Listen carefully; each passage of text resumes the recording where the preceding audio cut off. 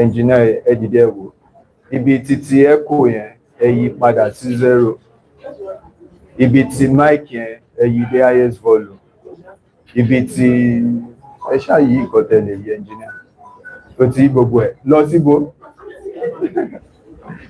àwọn kan máa lọ right àwọn kan máa padà sí 0 ó ti ẹ̀ mọṣẹ́ náà. So please, I think Wednesday is 16, abi? And it's starting on that Thursday. But some people are saying they have exam on Tuesday. Is it the Tuesday that is coming? No.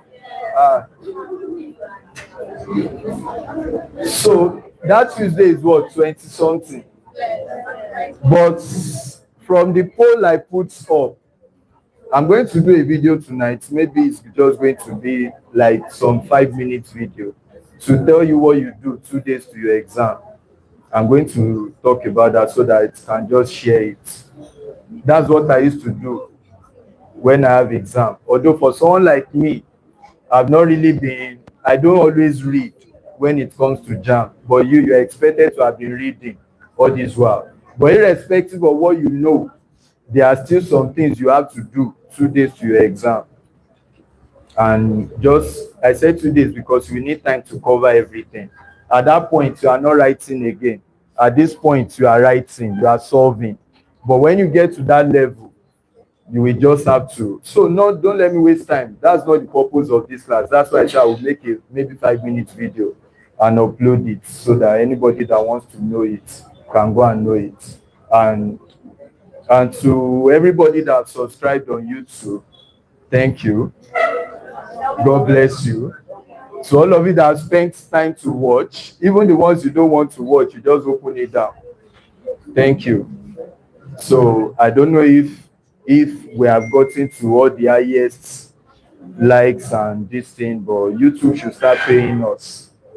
They should start paying, so to say. So thank you for your contribution.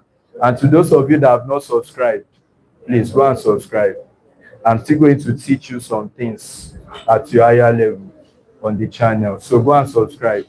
And to those of you that says that by force you will not subscribe, you will not do anything, I pray that your own day will come. So say amen now. When you support people, you will also grow. Then, have you all known your center? Even if they will print for you, please, you should check it yourself. You can know it. I said maybe on Monday they should start giving you. They will just come and give all of you your printouts. Just pay your 500, give your registration number, then they will print out for you. So, but if you want to print yourself, you can still go and print it yourself. Then listen, you all should confirm your centers. I will add it to part of the 5 things I will say. So let's talk about physics. I said it's divided into 5 parts. And one thing about physics is not just about, please, as much as possible, I want you to pay 100% attention. You can be laughing and talking in biology and be making noise. Physics is not for that. You need your brain to think about things. So I will summarize the principles for you before we start solving questions. So all of you already know measurements. That's the first topic. Is there an aspect in measurement that you don't know? If there's anybody watching online too, maybe later you can comment on the group. If there's an aspect in measurement you don't know. We should know fundamentals and the right quantities, Abi. We know all those stories. So is there any aspect in measurement you don't know? Do we all know how to solve questions on dimension?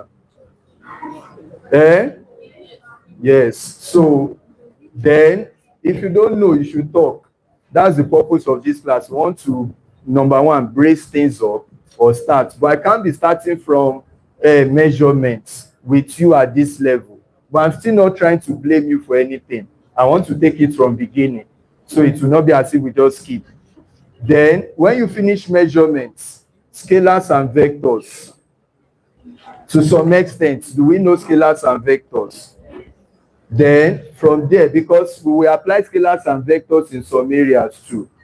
So I also did a video on scalars and vector, and I solved questions on scalars and vector. If you have watched that video and you have practiced by now, I think scalars and vectors should not be a problem. But however, if they ask you questions on scalars and vectors, they are just simple questions that you can do. You just need to know the principle, just apply it and solve it. They won't give you the one that is far complicated. But maybe if I teach you equilibrium of forces, because I'll try to quickly teach that too. If I teach you equilibrium of forces, I might still refer back to scalars and vectors. Then motion. Is there anything weird about motion? How to measure with Vernier caliper. Do we all know how to do Vernier caliper measurement? Someone said it online. I showed you. We are saying Shemweletimo. I don't want to waste time on that.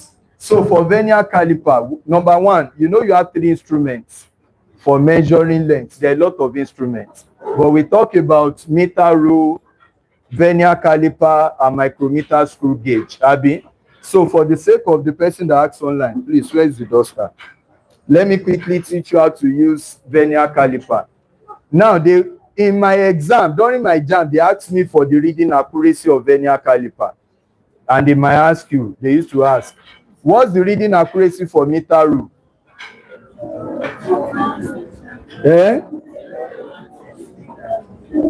For meter rule. Then for Vernier caliper.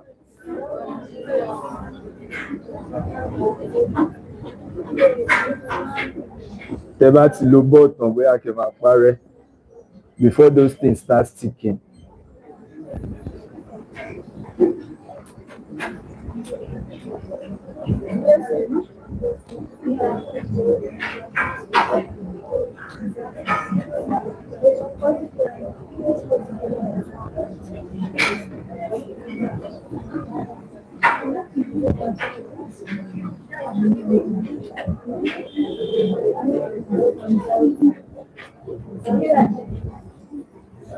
So quickly, we have meter rule,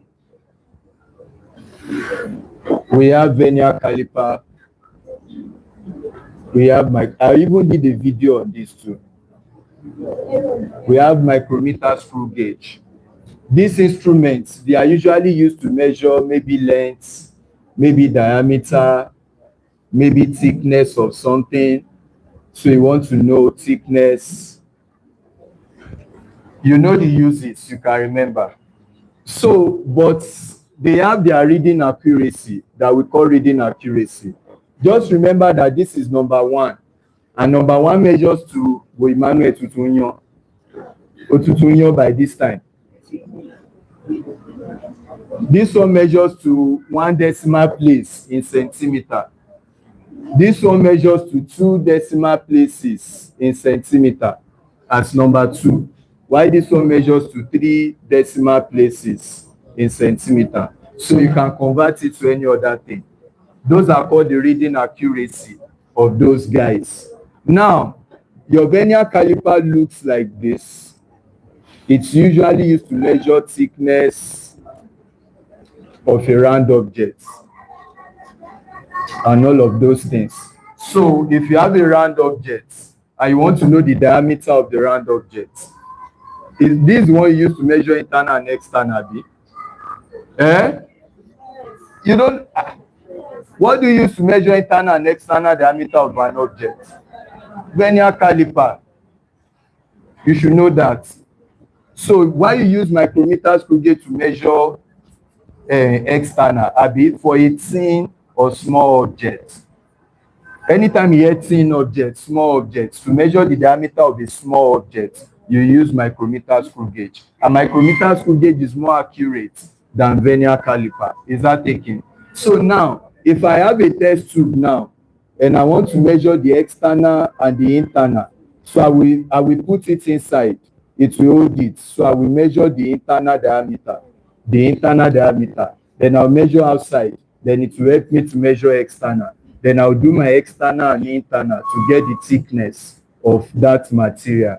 But that's not my problem for today. So the problem is just that when you are doing calculations of vernier caliper from the question being asked, you are going to have it like this. The top of this thing is called the main scale. The main scale. Why this one is called the vernier scale? Vernier scale. So these two scales used to have readings. Reading at the top,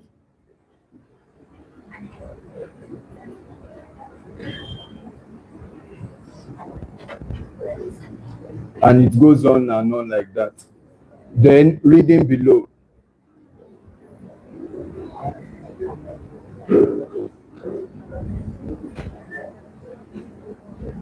So let's just say that this is 2.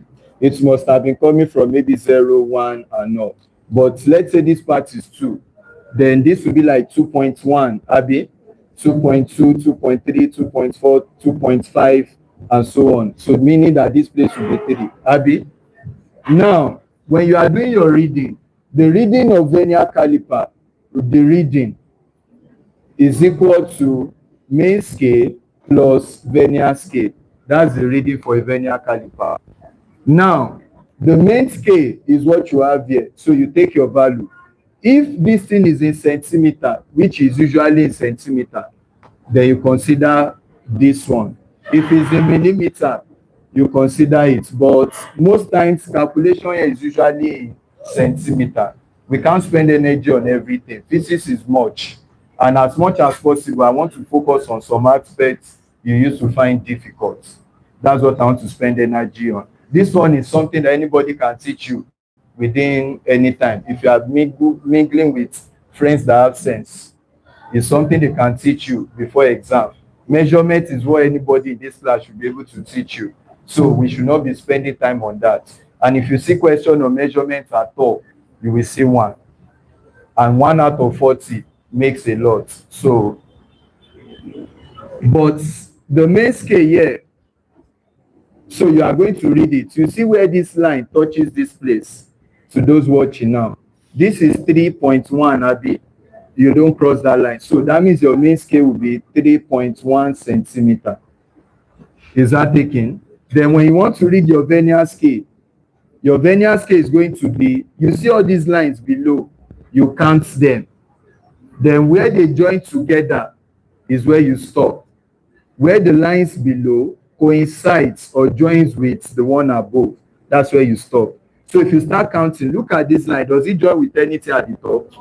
No. So you start counting 1, 2, 3, 4, 5, 6, 7, 8.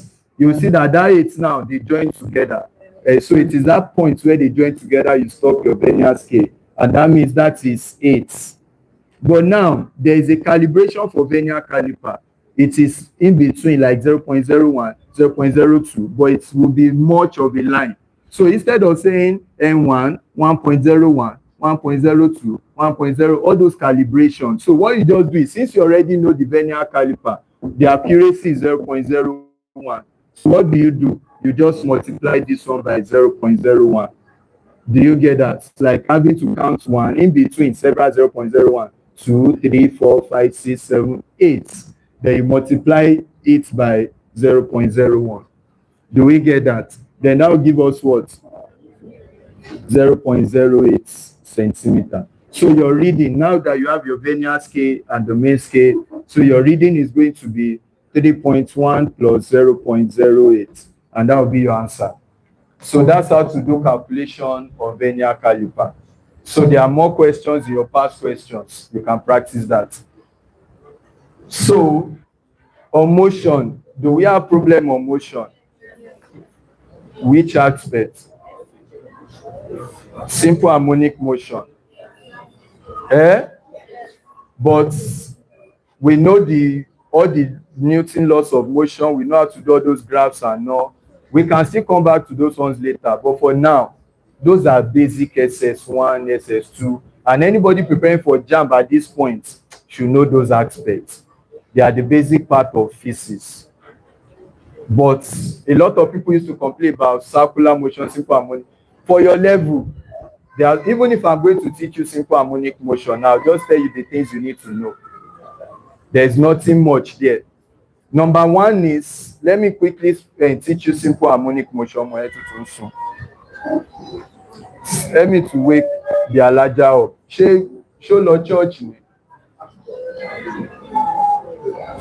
Don't sleep. You know one thing that is annoying is by this time, we already said we have physics. We have not even started. You are sleeping. I dropped a message that you should be prepared. Because of some of you that I know that will go for vigil, that's why we extended it, so that at least after vigil you would have slept. And you did you go to mosque overnight? Even if you had gone to mosque, please, if you want to sleep, maybe you should leave the class, go to secretary's office, yaro meji, kó tẹ́ sílẹ̀ kó sùn. Sometimes it's better to go and sleep so that your brain will work well than disturbing yourself to come. But it's just discouraging to see you sleep when we have not even started. It's when they say something just, I don't know. So please, don't put your head on the desk. If you want to sleep, just go and sleep outside. So can we move on, please? Now, for the simple harmonic motion, number one, the question they can ask you is number one in JAM is the definition. The definition shows the formula. So the formula, most people used to miss the definition because they don't really understand the formula. Number two, they don't really ask you all those terms, but they can ask you amplitude. The terms, you need to know the terms. Are you listing them? I will quickly summarize it, what I'm saying, but I want you to have an idea. So if you're talking about simple harmonic motion, you need to know the definition, the terms. A lot of times you hear the terms on how it moves. Then the next thing, the period and frequency of a simple harmonic motion. Period and frequency. The bodies that exhibit or execute simple harmonic motion. Examples of bodies that execute simple harmonic motion, you need to know them. Mass on a spring, the major three you should know, and the major two you should know the formula. There are three of them. One is mass on a spring, and simple pendulum, and a suppressed or depressed test tube in a liquid. Loaded test tube in a liquid. Those are the three. Now, out of the three, most importantly, there are two formulas you must always remember. And the terms used in those formulas, you must be able to relate them to the theories. The moment you can do that, simple harmonic motion is settled. Then finally, energy stored in SHM. So one, definition of simple harmonic motion. Two, the terms you use in simple harmonic motion. Three, what are the systems that execute SHM? Then four, part of those terms, when you start talking about those systems, you analyze them one after the other. There are some deeper parts that they can now say that calculate the distance in between, calculate the velocity in between. That one now comes with someone that's ballet, that knows how to have understanding. But for now, the one that we ask you in JAM are the ones that will quickly list. So you are going to go and write the definition, but we'll write the formula to teach you the definition. And they ask you simple restoring force. They ask you in JAM. The force that keeps a body back to equilibrium under SHM is called what? A restoring force. So let me quickly explain SHM in a short time. Then you tell me the next thing you have issues with. We can't really spend energy explaining things you don't need.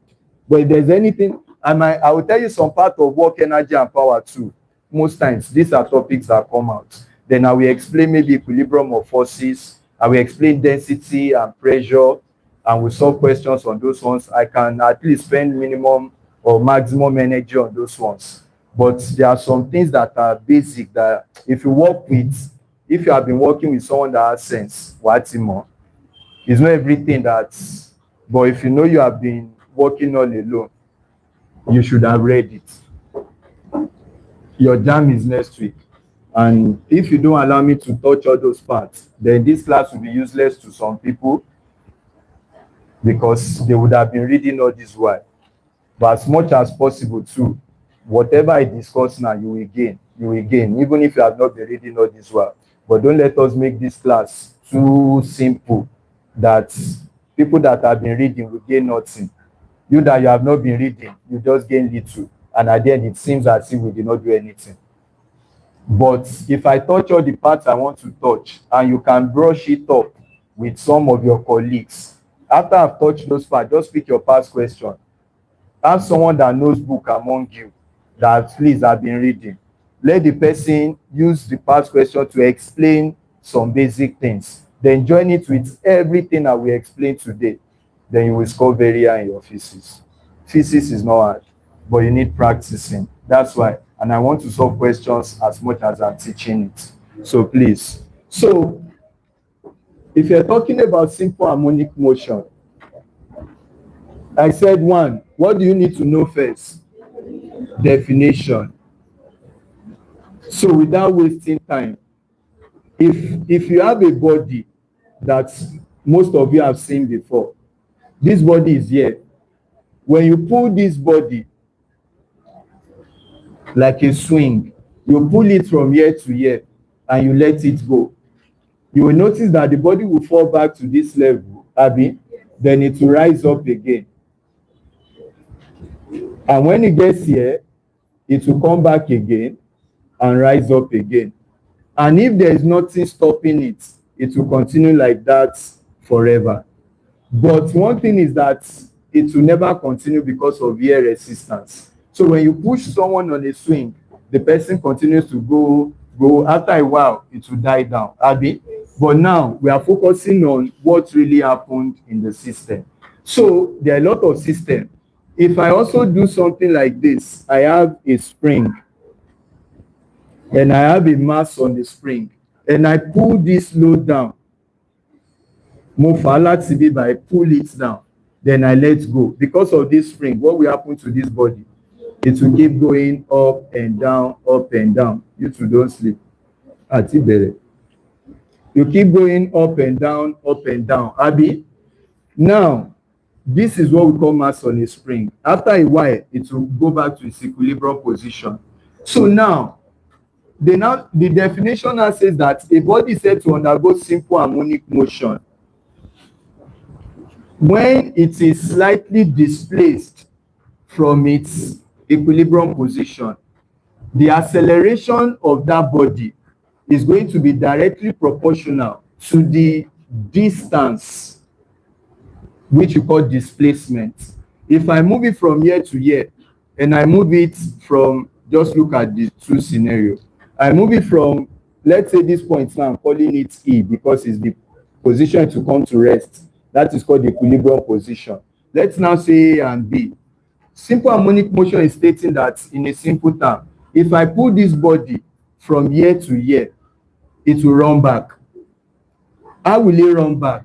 It will run back in such a way that eré tó máa sá padà, ó máa depend lé ibi tó bá fàdé. Do you get that statement? Now, the speed per unit time, which is the acceleration, the speed at which it will go back will depend on how far you pull it. So the law now says that a body exhibiting simple harmonic motion, the acceleration will be directly proportional to the displacement. Now, between this place and this place, which one do you think should have greater acceleration? Is it when you pull it to A or when you pull it to B? Because you cover a greater distance, Abby. So it says that the acceleration is going to be directly proportional to the displacement. And when you introduce constant of proportionality, you have minus omega square x. This is the definition. The constant is omega square. The definition is that the acceleration of the body will be directly proportional to what? Its displacement. So, and in what direction will it go? It will go back towards its equilibrium position. So the first statement is that acceleration is directly related to x. In that same definition, if I pull it from here to here, force, there will be a force that will pull it back. That force is always trying to bring it back to its equilibrium position.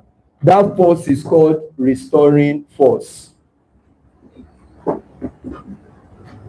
So the acceleration of the body, you remember, F, if you have acceleration, F is equal to ma, Abi, according to the second law. So the acceleration has a force associated with it. That force that is associated is called what? The restoring force. So if they ask you that what force is trying to keep this body, if I put this body here now, what force is trying to keep it back to equilibrium? It is called the restoring force. Do you get that? You know, I pulled it. Then when I let it go, it will be the one to pull itself back. So under gravity. So that force that is pulling it back to where you pull it from is called what? Restoring force. Is that taken? Now, when you see this formula, there is negative here. Another question they can ask is that why is negative in this place? The negative is that, you know, if I pull this body, I'm covering distance x, Abi, but what is it trying to do? The acceleration, what is it trying to do? As I'm pulling it, Abi, so it's going against what I'm doing, right? So the restoring force is in the negative direction to what you have done. So because as you pull it this way now, it's bringing itself back. Then that is what we call, that's why negative is there, because the acceleration and the distance you are pulling it, and pulling it this way, is running back, Abi. So because you accelerate, the acceleration it will run back, and the distance you pull it, they are in what? Opposite direction. That's why the negative is here. But there's a way we derive this formula, but we can't be doing that now. So know this formula, the acceleration of a body that is exhibiting simple harmonic motion will be equal to minus omega squared x. Is that taken? And the force that keeps the body back to equilibrium is called what? Restoring force. So a body is said to undergo simple harmonic motion when the acceleration of the body is directly proportional to its displacement from its equilibrium position under the influence of a restoring force. Are we okay with that definition now? Those are the questions they can ask you there. Now, what are the terms you use? I'm now going to do something like this. Don't let me do it that way because most of you used to get confused. Now, let's say this is the body. It covers this position. It's now there. It's now here. So and one thing you should know is that simple harmonic motion and circular motion, they are interrelated.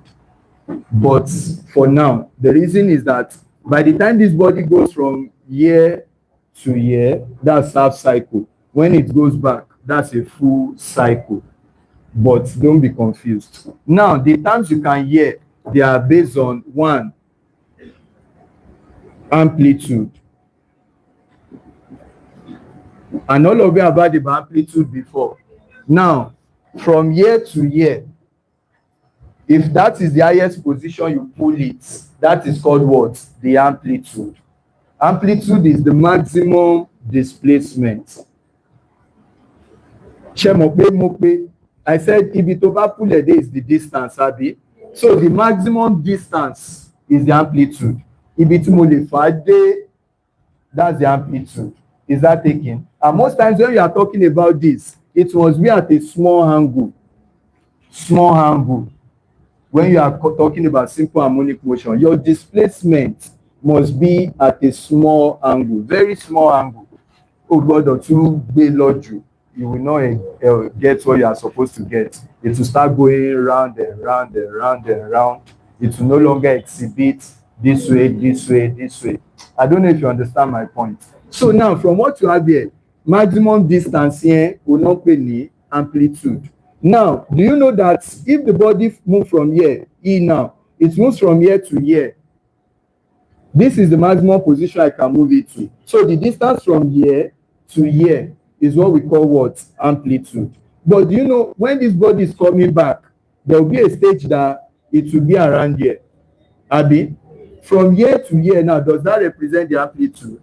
No. So if it only deju, that is the amplitude. Anywhere between, that is just the distance. Is that taken? That's the next thing you need to know. So the distance is just the position covered. but the amplitude is the maximum position. I think the English is not so hard. Eh? Yeah. So the next thing is that all these things, they have the application. The application can even sound somehow to you because it goes deeper. How all these cars, they are able to balance themselves is on application of simple harmonic motion. But let's just go on. Now, there's nothing hard here. The next thing is that after talking about amplitude, they can talk about the speed, the velocity. Velocity. You need to know one thing, that if they ask you questions, if the body gets to this place, you say a body comes to rest, you pull it, you know, if it's going up, at a point it will stop, Abi, before it will now start going back. So the speed at which it is covering that cycle is what we are talking about, its velocity.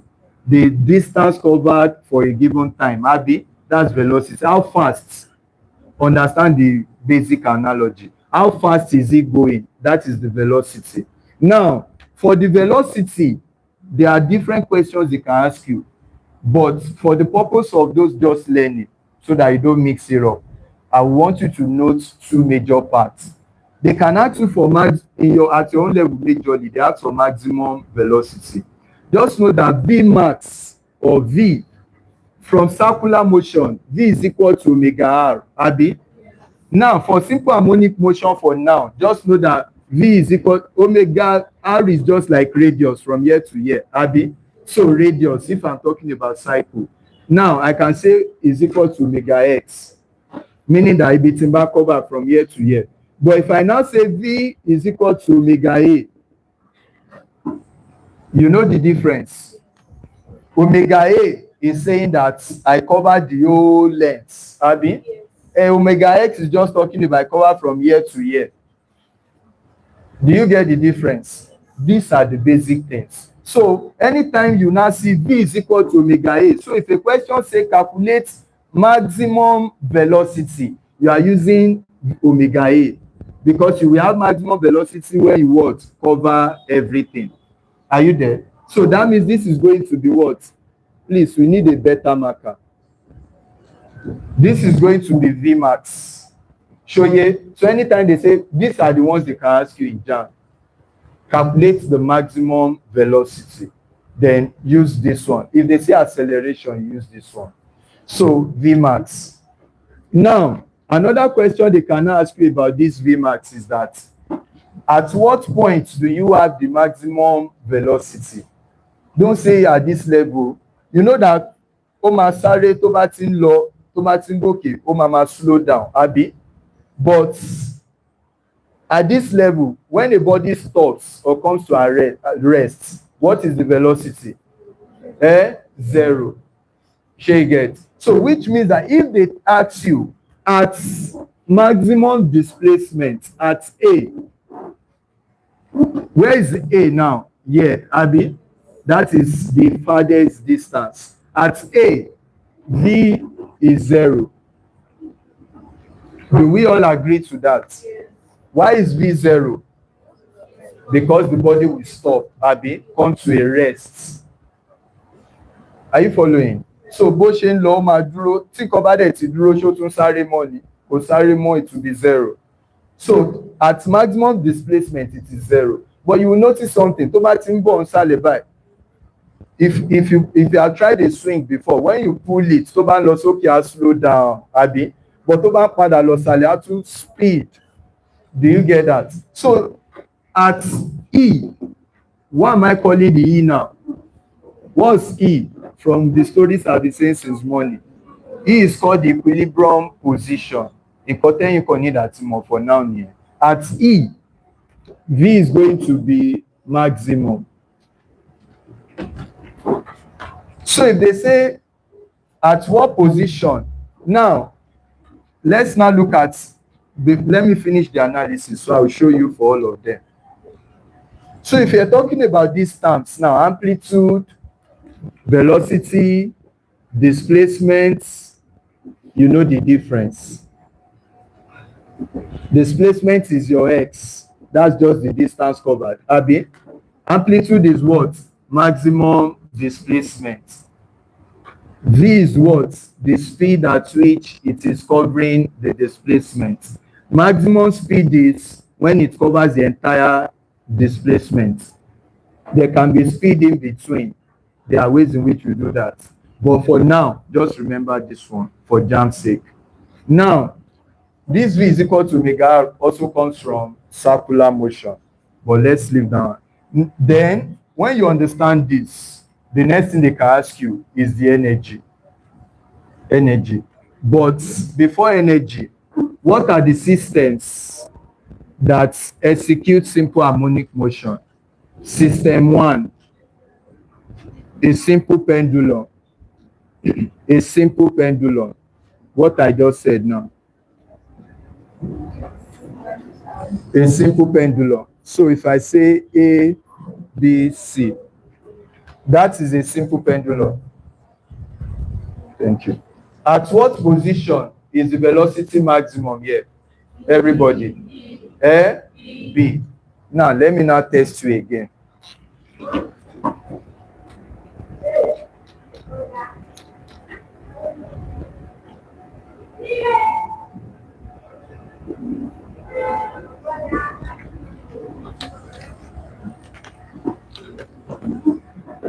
A, B, C.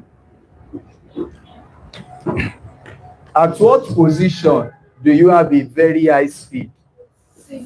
Eh? At what position do you have a high speed? You see why you have to learn. Some of you chose C. Some of you chose B. You see now that you all understood what I've said here, but to apply it now, it's sounding like it's going to be a problem. But let me explain it. Everybody, at what position will you have a higher speed? Is it A, is it B, or is it C? I'm showing A, B, meaning that the body starts from here now. They can just draw something like this for you in JAM and put A as option B, C, D, and say, at what position do you have a high speed? Position when here? It is B. We said the maximum position is here. From what I said, then what will happen? It will start speeding. Abi? So velocity will increase as you are going back. As you are going back from that maximum point, speed might increase. Abi? By the time it gets here, what will happen? It will start going up again. And as it's going up, the speed will start decreasing. But when it gets here, what will happen again? It will speed back again. V will start increasing. So that means that if I say A, B, and E, the speed at E will be greater than the speed at B, greater than the speed at A. Do you agree? If I say C, D, F, as you are going up, it will be decreasing. That means the speed at C will be greater than the speed at D, greater than the speed at F. Do you agree? Do you agree to that? Please. Now, from what we have here, that's the thing you need to know. Those are the questions they can ask you in JAM. Then, now that you understand that, we can have another body. I said the first one is what? Simple pendulum. Another one you can have is what we call a mass on a spring. This is called mass on a spring. Mass on a spring. For mass on a spring, if I pull it down, just like the way I pull this one from here, that point of rest is what we call the equilibrium position. So Timbafa, if I pull this thing down like this, and it is now here. I hope you are following. If I pull it down that way, it's now here. By the time I let it go, you know, it will go back here, then it will go up, then it will go back down, up and down, up and down. Do you agree? Now, from year to year, what would that be called? Amplitude. That's the maximum position. That's amplitude. You know it can go up too and cover a particular distance again. That means this will also be the amplitude. Right? Now, at where it will always come to rest is what we call the equilibrium position. So let's say this is A, B, C. So for mass on a spring, at what position do you think the velocity will be maximum? At what position will the velocity be maximum? B, from my analysis is money. Abi?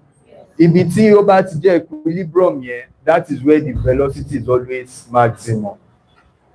Do you get that? Tó bá fà lọlẹ̀ báyìí, ó máa pull ẹ̀ wá sókè padà, and it will be maximum here. Then tó bá tún lọ sókè, á tún slow down, then á tún sáré wálẹ̀ again. Do you get that? So that's how it will be going, to and fro, to and fro, to and fro. Is that taken? And don't forget that part of the definition is the to and fro, actually oscillatory motion, the to and fro movements of a body. So now, from what we have here, then the other example, which I'm not going to bother you with, is a loaded test tube.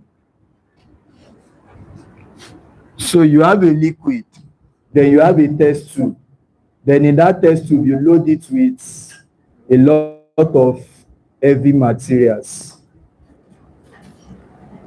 Then what you now do is that in that liquid, you now depress this thing, you push it down. When you push it down, what will you notice? It will start going up and down. Then this is called what? A loaded test tube. A loaded test tube. So that's the one that also exhibits. Now, when you have talked about these guys now, the next question they can ask you is now, what are the frequency, the amplitude, and all of those things? So first, definition, it is to and fro. Abi? To and fro movement. Two, the acceleration is in such a way that what? It is directly proportional to the displacement. Three, the force that keeps it back to equilibrium is called what? Restoring force. Four, in the formula, why do we have negative?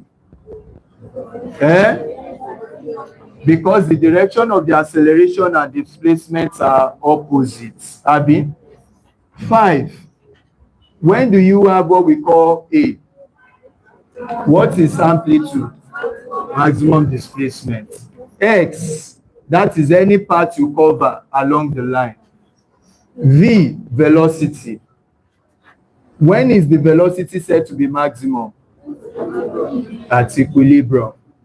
What happens to the velocity as it's coming back from the maximum displacement? It increases. So as it's coming back from the maximum displacement, velocity increases. And as it's going back to maximum displacement, so as it's coming from maximum displacement, velocity increases. As it's going back to maximum displacement, velocity decreases. Those are the things I've talked about so far. Can you get it now? I'm repeating it. So then, what are the examples of systems that exhibit SHM? Simple pendulum, mass on a spring, and what? Loaded test tube. You guys should find where to sit now. Latecomers. Oh yeah, oh yeah, oh yeah. There are 4 people here. 4 people here. There are 3 people here. Oh yeah, please be fast. Don't stand, don't stand. Except you are feeling sleepy, you can stand. Oh yeah, give Bura space. There are 5 people there. Belebema coliform. 4 people here. There are 3 people here. Join them. Where is peace?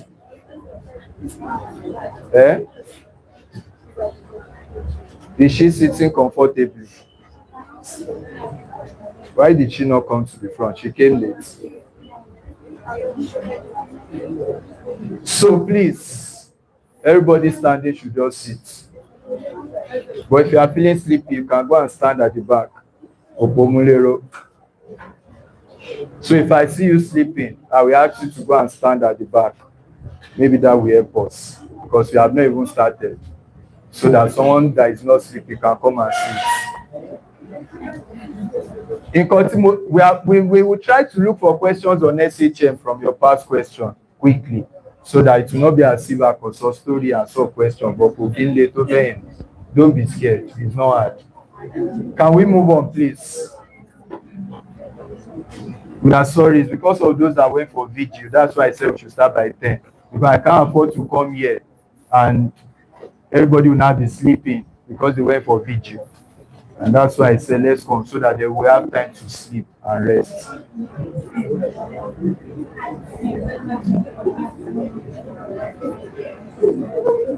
So can we move on, please? Now that you understand this, they can now talk about energy of SHM. So the energy is in simple harmonic motion.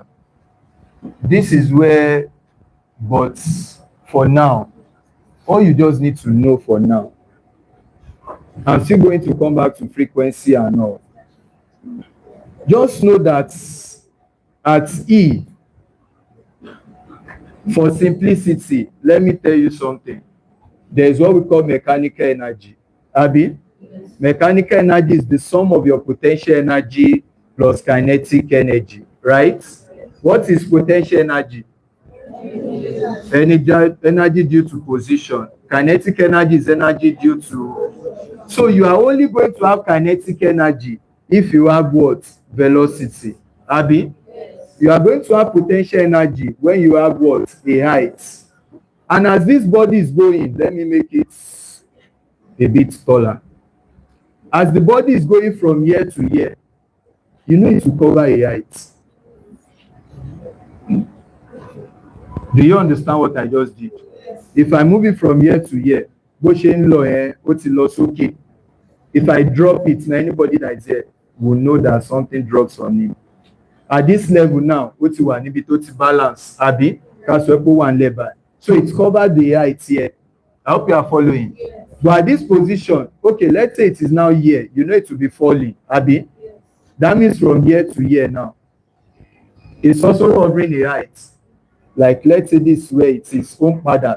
I'll just use this side alone. Are you following? Yes. It also covers the height here. Let me ask you a question. Between this position A, B, and C, where do you think we have maximum potential energy? C. When it is at C. Are you getting it? These are the things they used to test you in exam.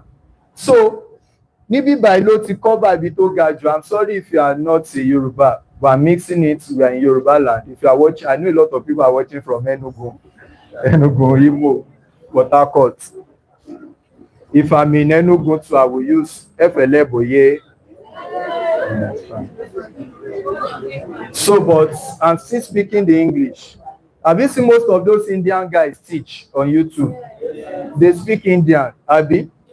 Sometimes they'll be speaking Indian with English, which we are Yoruba. So sometimes we can speak our language with English. There might be no siwa. But I know that most of you will understand as I'm chipping it the Yoruba, especially in Yomo Obadan. You will understand better. So in Yomo Obadan, Kini, how do you speak Ibadan? How do you speak Oyo language? I know it is in Ipele, in Rora, in Okun. So let's go on. Do you think there's potential energy at A? No. Why? It didn't cover any heights. Potential energy is mgh. So there must be mass. That is the mass of the body. There must be gravity. That is what we pull it down. And there must be height. If height is 0, potential energy will be 0. But at this position, what is the velocity at this position? Very good. So velocity here is 0. And if velocity here is 0, at this position, what's velocity? At this position, is there velocity? Eh? Alaja, don't say no. Don't disappoint me. At this position, do we have velocity? Yes. You know, I said it the other time that velocity is increasing, abi. But nobody by the velocity is zero. To the shape padà bọ̀, the velocity will start increasing, abi. Do you get my point? So now, if I say, is there velocity here? Yes, because it's coming. But if I ask you that between point A, point B, and point C, which one has the maximum velocity? Point A. Which one has a higher velocity between point B and point C? Point B. The velocity at C is what? 0. That means that, let's now analyze it. At C, you are going to have what we call maximum potential energy. So the potential energy in the question, they can tell you that it is equal to mechanical energy. Why did they say it's equal to mechanical energy? If I may ask, I will release what I've written, but listen. Mechanical energy is equal to what? Potential energy plus kinetic energy. Now, energy is always conserved. That's what it means. If the total energy for this body is 100 joules, over the by it will be 100 joules. As it's coming down, it will not reduce. It will only be converting from one form to another. At this level, we already said kinetic energy is 0, abi? So let's say that the total energy is 100 joules. That means the mechanical energy is what? 100 joules. At this level, the only energy it has is what? Potential energy. It does not have kinetic because kinetic is 0. Do you agree to that? That means the total energy that is 100 joules will always be equal to what? The potential energy. Let me continue so we will not join it all together for you to understand. This one is at C now. At B, what happened? At this level, does it have velocity? Yes. If it has velocity, will it have kinetic energy? Yes. Does it have a height? Yes. Will it have potential energy? Yes. That means that the mechanical energy now, which is 100 joule, has been divided into what? Potential plus kinetic. Let's now say that when it got here, the kinetic energy was 80 joules. Then what will be the potential energy? 20 joules, because the sum of the energy must always be 100. And that's one of the things I will just teach you under energy, because it's one of the aspects they set and most people miss it. Now, for what we have here now, I can say that there is the energy here. So if I say energy at B is equal to potential energy plus kinetic energy, do you agree? Yes. Energy at A, what will be the energy at A? Will there be potential energy? Why?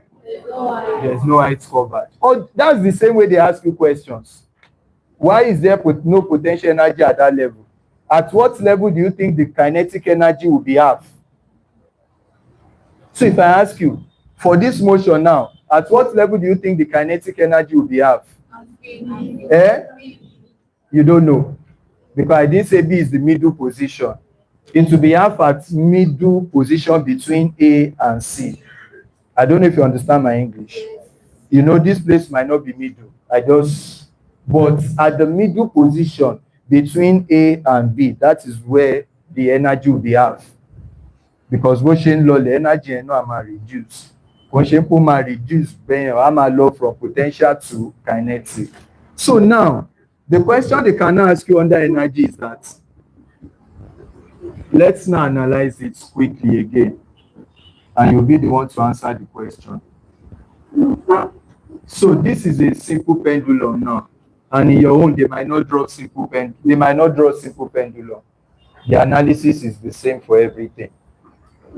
A, I'm using E. B, let me now put one in between.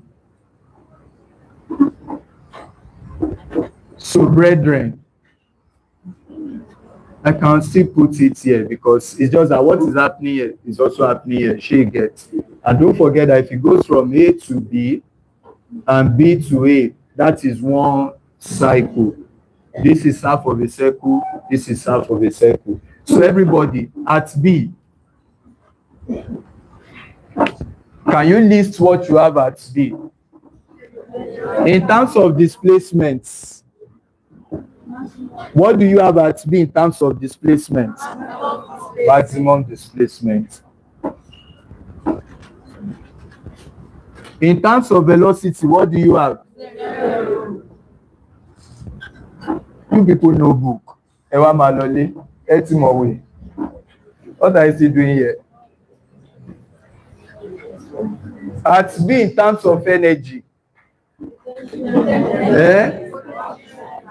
Do you have kinetic?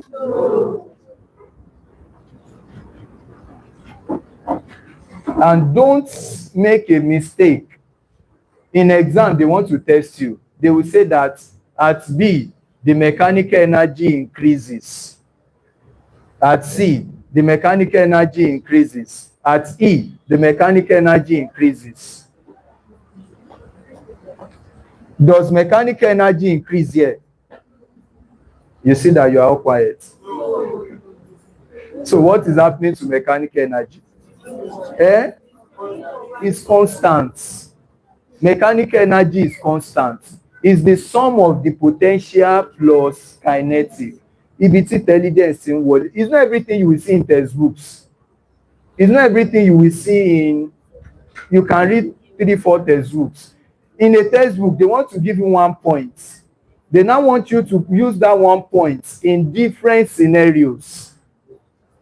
I can't teach you, I can't write a textbook now and give you, because number one, I know that the moment a student sees a textbook that is this tall from year to year, then you start getting scared. But when you see that they told you that if you want to pass your physics, all you need to read is this textbook, and they give you something like this, in like 1 week, that's why a lot of you find LAMLA difficult. Because LAMLA did not explain principles, but LAMLA gave you tough questions. And if you don't have understanding of the principles, you can't solve LAMLA questions. But LAMLA is good for someone that already knows physics. If you know physics, you pick up LAMLA in a day, you finish everything. But can you finish new school physics in a day? New school physics explains principles step by steps. So if you want to read and understand, you will have to start with new school physics. But Mokakon physics, LAMLA, you start solving, you will be frustrated. It's not a course, so yeah, one will be frustrated because by the time you solve number 1, you'll be like, not really. And you read the notes. The notes is just a summary. It's just a summary. You understand what I'm saying? If you read explicit biology and you read college biology, which one will you understand biology better? But if they give you as a student explicit and college, which one will you choose? But if you read explicit, more biology. You read explicit, LAMLA, and all those ones, maybe some days to exam, or if you already understand principles. That's why you compare textbooks. But if you are the type, if someone like me wants to go for exam now, LAMLA is okay for me. I can just use LAMLA as summary or revision of everything that, and LAMLA still didn't talk about everything. That's why reading is not, so the point I'm making is that whenever they give you a single point in something, your brain must be able to relate that point to different aspects. Ebamiji Shortman.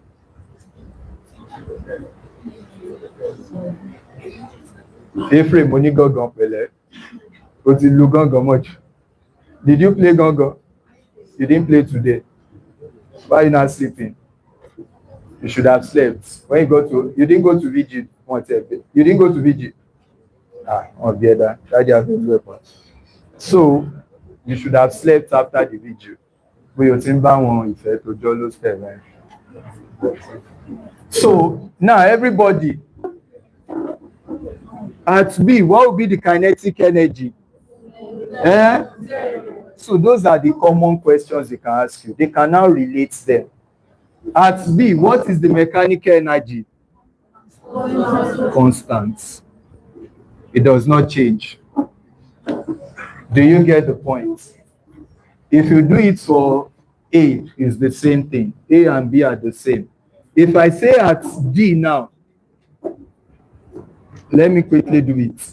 At D or C, what will be the displacement, the distance? Eh? Can you say it is A? No, because that's not the maximum displacement. What will be the velocity at C? What will be the velocity at C? Eh? Eh? Some of you are saying minimum, some of you are saying half. You will just describe it that it increases from B towards D. You don't know what it is, but you should know it will be increasing. It decreases from E towards D. It increases from B towards D. Do you agree? Do you understand what I just said? V increases from B to D. Do you understand that? What will be the potential energy in a simple statement? What will be the potential energy? It decreases. Or you can say it is the mechanical energy minus the kinetic energy. So you already know the parameters. Then at E, almost opposite, there will be no displacement. Abi, zero displacement. That's why I call it equilibrium. What will be the velocity? Maximum. What will be the potential energy? What will be the velocity? What will be the kinetic energy? Maximum. What will be the mechanical energy? Constant. Do we get that? Those are the things. So let's do the final part quickly. Then we'll solve questions on it. All of you know what frequency is. So let me now use it to analyze some things that you might. So frequency and period is another thing you hear. Please, frequency and period, just like circular motion, frequency is defined as the number of oscillation.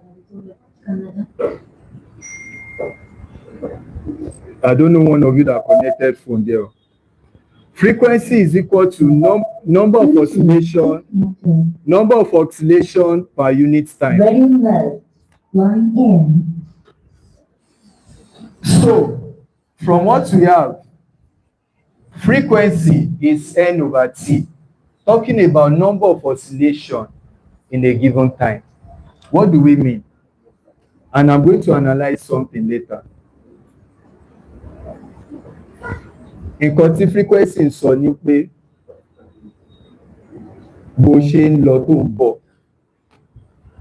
I see you frequently. What does that mean?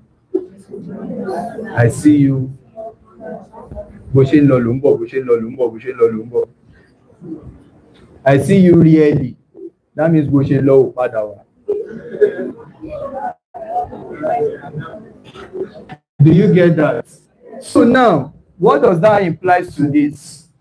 Bó ṣe fà, as you pull it to this level, it will go, Abi. So the number of cycles, it goes from A to B,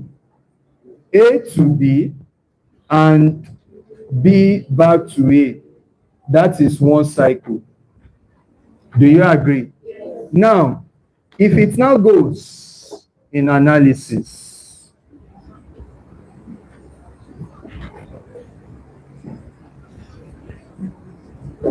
A to B and B to A for the two.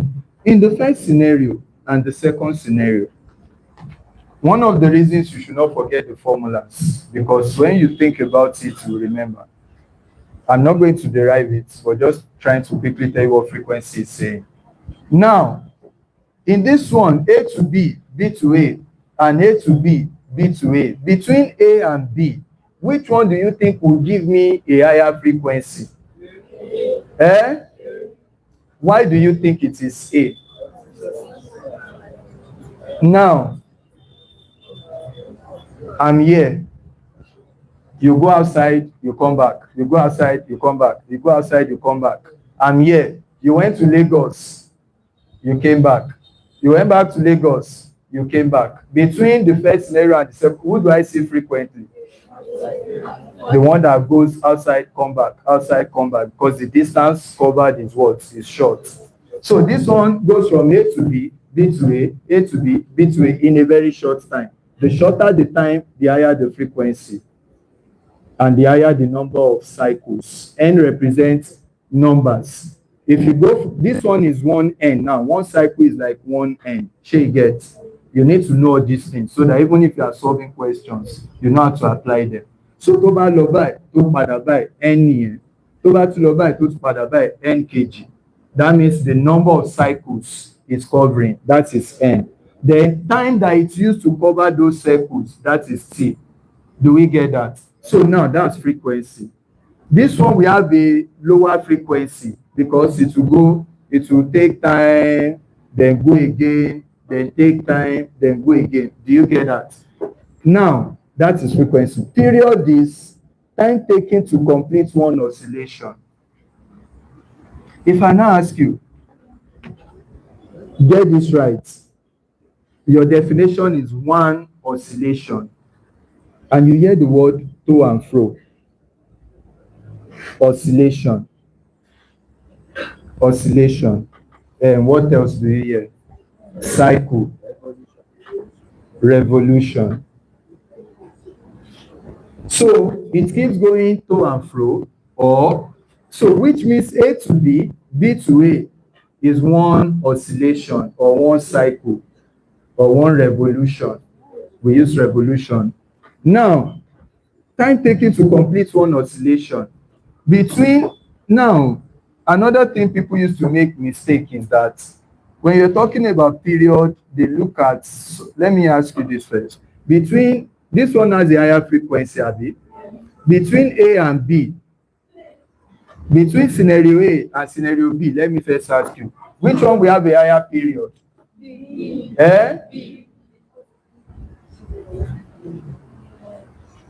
Do you understand that sound? Do you know what period is saying? The time taken to cover one oscillation. Which one, between A and B, which one will take a longer time to cover one cycle?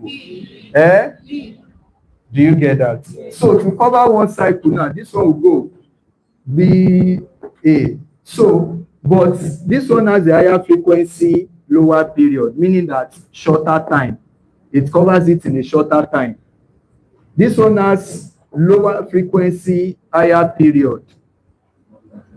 It has a longer time, but it covers the cycle in a very long time. That's how we say it. So this one quickly covers the cycle, higher frequency, in a shorter time. But this one covers the cycle in a longer time. Do you understand the difference? So period is the time taken to cover the cycle. While everything I'm saying now is in the formula. So you will see the formula, but I'm analyzing it first. The moment you see the formula, just relate them. So now that you understand the difference here, another thing you need to remember is that circular motion. I'm not deriving the formula. Remember this formula. Number of circle time base. Also remember that F is equal to 1 over T. Abi? That means if frequency is high, period will be low. They are reciprocating. What's the unit for frequency? It's a simple question they can ask you. Or per second. Time is second. Now, from what we have here, from the three systems I now told you, what are the three systems I told you? Simple pendulum, mass on the spring. Now, let's quickly look at this. Mass on a spring,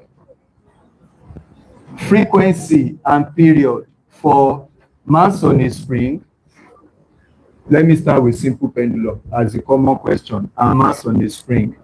Now, just know that inverse of it is for frequency.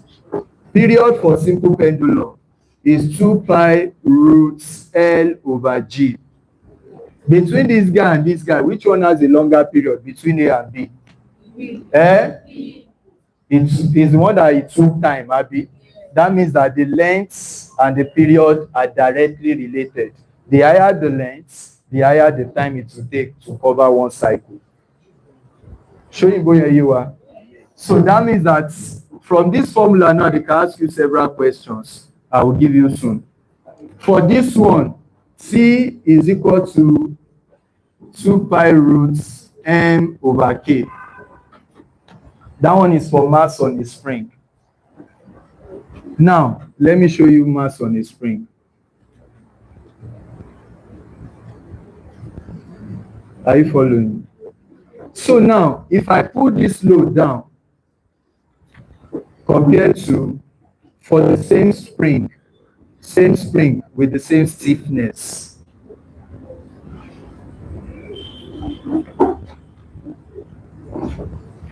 Between this mass on a spring and this mass on a spring, which one do you think we have a higher period? A higher period. When I say higher period, that means the one that will take longer time to cover the cycle. So which one?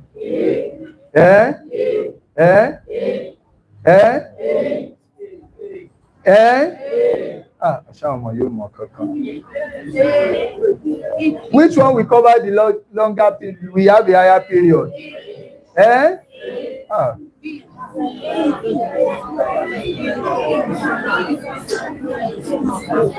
Oh my God. Which one we cover a longer period?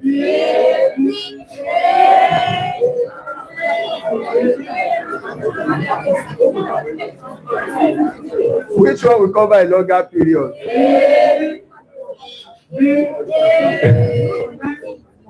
Emmanuel, your logic will lead your complete. The answer is A. Because I was saying, many of you have changed your mind. You should know what you are saying. The answer is A. This one is heavy, Abi. It has a bigger mass. This one has a smaller mass. From the formula, look at it. T and M are directly related. So for this one now, to that far, as it is very heavy, it will be struggling. Do you get that? For this one that is small, it will pam. You have seen ping pong before now. It's small. Compared to this one, it will be very heavy. It will drag. So when you drag it and you release it, it will go up, then it will drag. It will be dragging. It will not be easy to pull up like this one. This one just going pam. You understand that? Which one? That it. Yes. Between the two of them, which one will have a higher frequency? It's B, because B it will quickly go pam compared to this one go.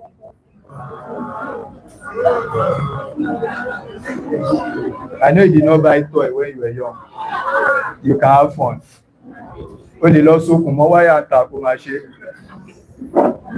So from what we have here, please, do we understand this? Now, questions they can ask you is that, just like the way I compare this guy and this guy, they will now ask you. They will say that there's a wire that has a length something, and the period of this one is something. If we now change the length to this, what will be the new period? There's a wire that has a mass something, and the period is this. If we now change the mass to this, what will be the new period? That's when you simplify this formula. G is a constant gravity. The only thing that varies is the length and the time. Abi, this one too, K is a constant. If you use the same material, then the only thing that varies is what? Mass.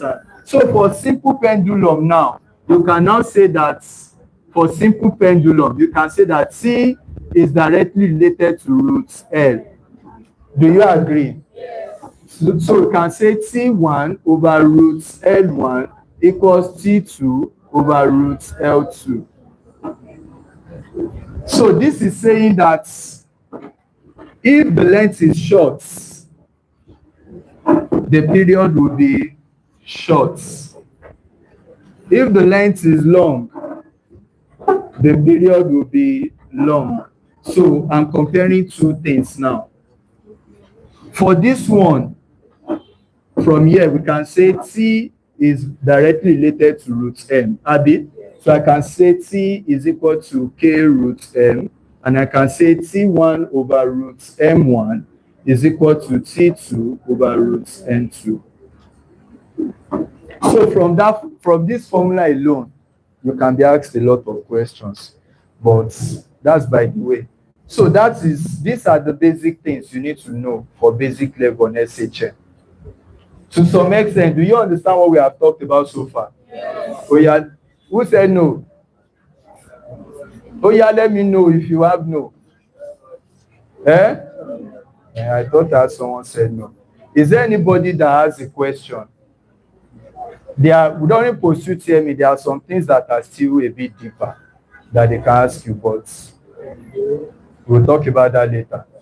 Because we must be able to calculate velocity in between and all of those things. Oh yeah, past questions. Let me quickly look at the questions on SHM alone. My bag. Oh, Tete. On show.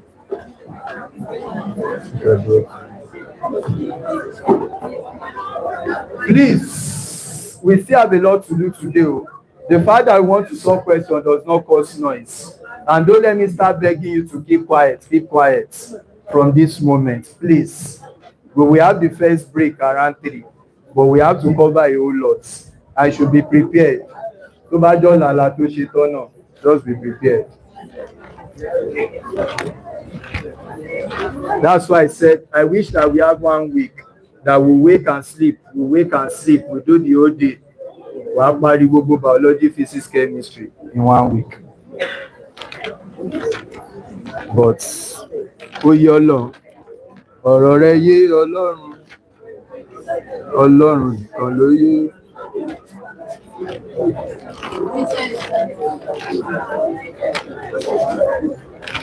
Have you seen it?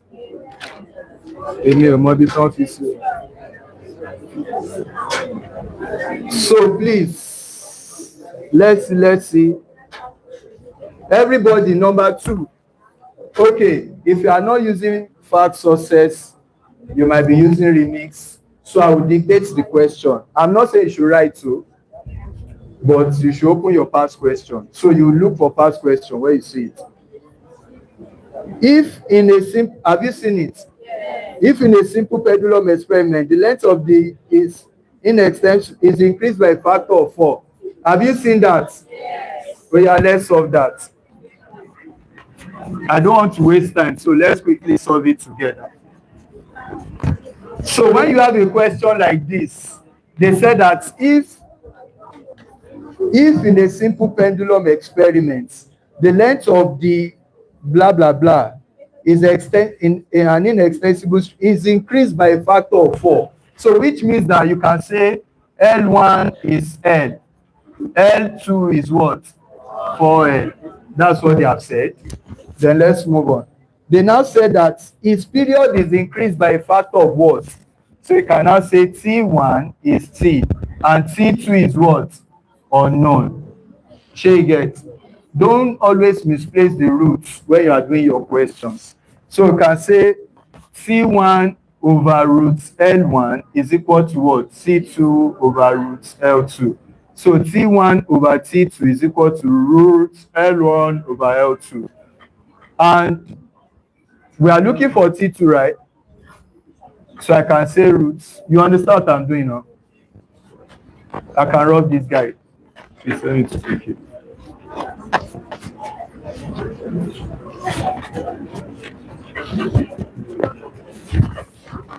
Thank you. So if T1 is T, that means you say T over, what's T2? We are looking for T2 abi. Then root, what's L1? What's L2? So L and L can go abi, and that will be root 1 is 1. Root 4 is what? 2. That means that if you cross multiply, T2 is going to be 2T. So the period will double. Is that taken? Let's look for more questions. Number 3, look at it. The relationship between the period T and the length of a simple pendulum is T equals 2 pi root L over G raised to power 1 over 2. Is that okay? They now say that from the experimental data of T, which one of the graphs can be obtained? Which of the graphs can you obtain? The plots of T against L. Can you have T against L? It's not possible because L has a root square root. Abi, you can have T against square root of L. Do you get that? You know, this that they are written here is the same thing as saying T is equal to 2 pi. The math students can explain that better. Abi, so I can plot T against the square root of L, or I can plot T against L raised to power 1 over 2. Abi, so not T against L. Are you there? 2, T versus L square. Do you think that's correct? We can plot T versus L square. Do we agree to that? Yes. C square versus L. Yes, because you can say square both sides, Abi. So if you square both sides, this will become T square and this will become L. That 2 will cancel the 2. Do you agree to that? Emmanuel Pele. Therefore, T root L, is it possible? Yes. That means 3 is correct. Number 1 is that even when you see 1 is not correct, let's look at the option. Anyone that has 1, A says all, out. B says 1 and 2, out. C says 3 and 4 only. 3 is correct, 4 is correct, but is 5 correct? We don't know yet. So, none of the above. So, let's look at 5. 5 says that what? Log T, is it correct? Log T against log L. How is it correct? If you take the log of both sides, what will you have? You can still have log T square against log L. Abi, you can have log T square against log L, except that the question made a mistake.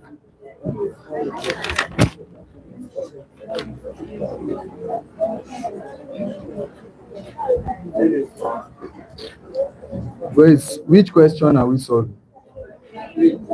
Number 3.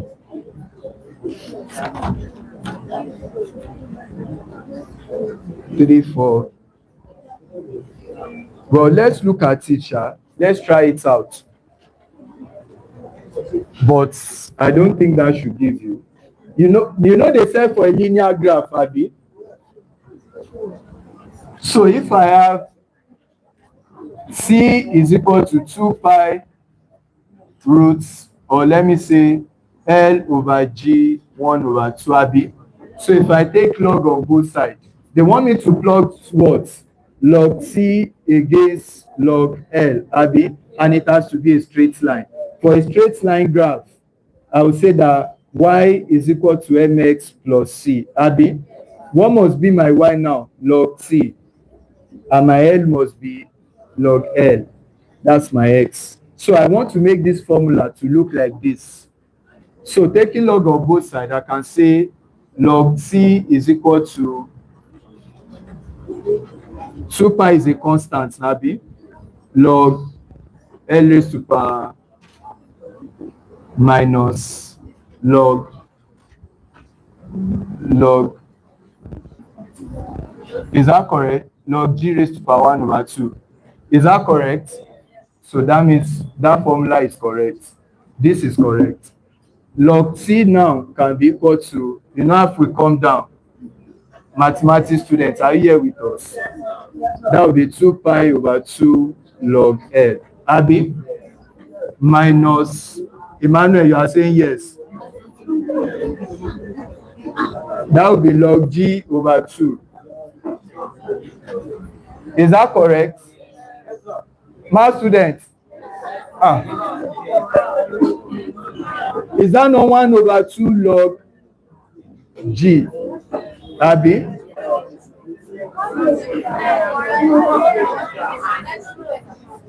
Is this not correct? It will come down. So I can say log T is equal to pi log L minus 1 over 2 log G. So which means that this is the same thing as y is equal to mx plus c. But now, what is my y? Log t. What is my m? Pi. That's the slope. What is my x? Log L. But now, my c is a negative intercept. That will be minus 1 over 2 log. So this is the intercept. So this is correct. Log c against log L is plottable. So the answer is 3, 4, and you see that you cannot neglect maths in physics too. You can't neglect maths, but don't be scared. Don't be scared. There are some parts of maths you apply in physics. Just know those ones. Everybody should know indices, should know logarithm, should know surd. At least law school.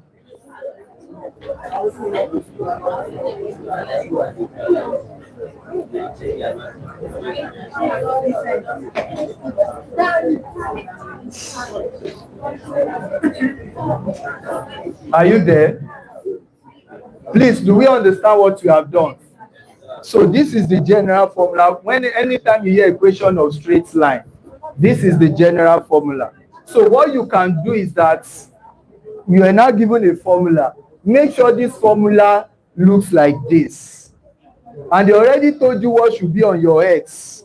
They said log t should be on my y, log L should be on my x. You will now make sure that you put this formula to look like this, so that log t will be on my y, shey gets equals x now has to be what? Log L. So I have to, when I say minus here, the rules of logarithm that says that log A over B is equal to what? Log A minus log B.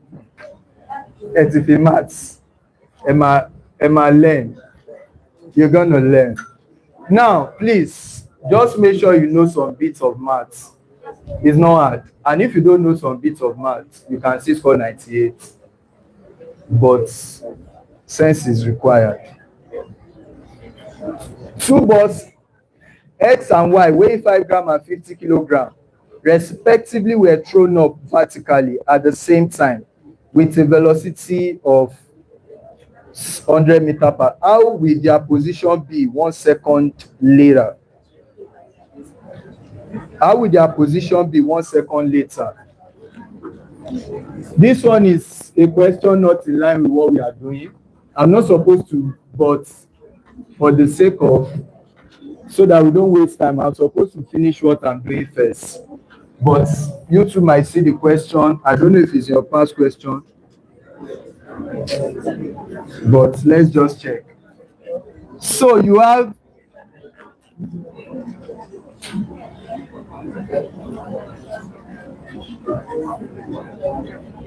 a mass, two masses, two balls.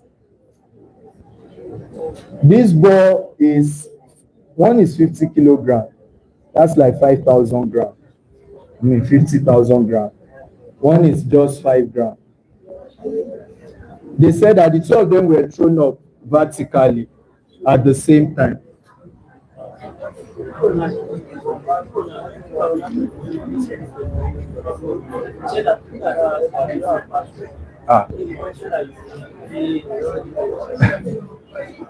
That's why I dropped it on the group that everybody should get. You cannot be writing down but not have past question. But I will quickly dictate it for the sake of those online. Some people said that they don't have past questions. They want to follow I will dictate the question when I'm through. The question we just did now, I will dictate it, but that will waste our time. Everybody is supposed to have past question. So, please, whatever question we have outside what we are doing, let's keep them aside. So if we have time, because some questions might require analysis, and again, it might waste our time. I might not be able to do anything. So, but let's do this one. They said that two balls X and Y. X is 5 grams, Y is 50 kilograms. They were thrown up at the same time. I'm only using this analogy. Same time. That means they left at the same time. With a velocity of 100 meters per second. That means the speed at which you threw this one, U, is U. That is 100 meters per second. And the speed at which you also threw this one, UX, is also 100 meters per second, UY. How will their position be? Position X, S of X, in relation to S of Y.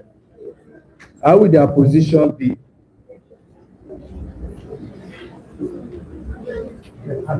One second later, when the time now that they used to travel is just 1 second. Is that taken? So the time they used to travel is now 1 second. Then how will their position be? Actually, for this one now, we are going to say S is equal to, let me see, half AT squared. I feel, irrespective of their mass, then this one is going to be S of X is equal to U sub X, T sub X, plus, is under gravity now, C sub X squared. Abi? So this one too, Y squared, right? But this becomes G, my G. So if we throw it up, G will be negative, right? So here now, S is going to be, what's my U?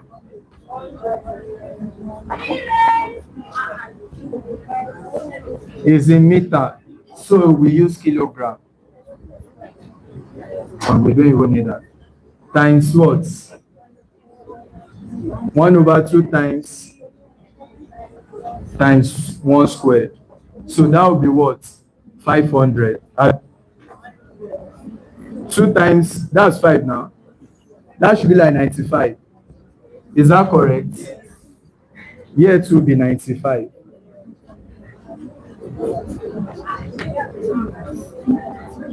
X and Y will be 500 meters from each other. Y will be, let me use another method so that I can incorporate their masses. Potential energy is mgh, then kinetic energy can be this correct. So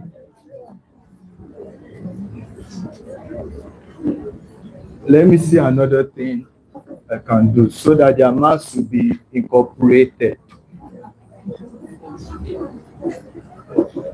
Let's say the potential energy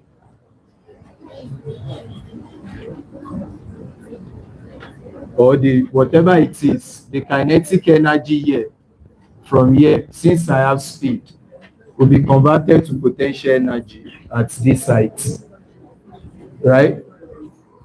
Then I can say that so I can say the kinetic energy for the first one is for the Y now is converted to potential energy. So I can calculate the height. So I can say 1/2 times mv squared. But at the end of the day, no, m and m will go. Abi? So it will still be the same. Let's see. So that will be 100 squared over 2 equals 10h. 100 square is what? That's on 10,000. 10,000 divided by 5. Eh? Is my math correct? Oh, sorry, it should be 20. So that would be 20. So that will give what? 500 meter. So the distance covered by this one can be said to be 500 meter. Then what will be the distance covered by this? It will be the same thing because mass will still cancel out. So X and Y will be 500 meter from each other. Y will be 500 meter ahead of X. X will be 500 meter ahead of Y. X and Y will be both be 500 meter from the point of throw. That's the answer. Monique, more question than you know.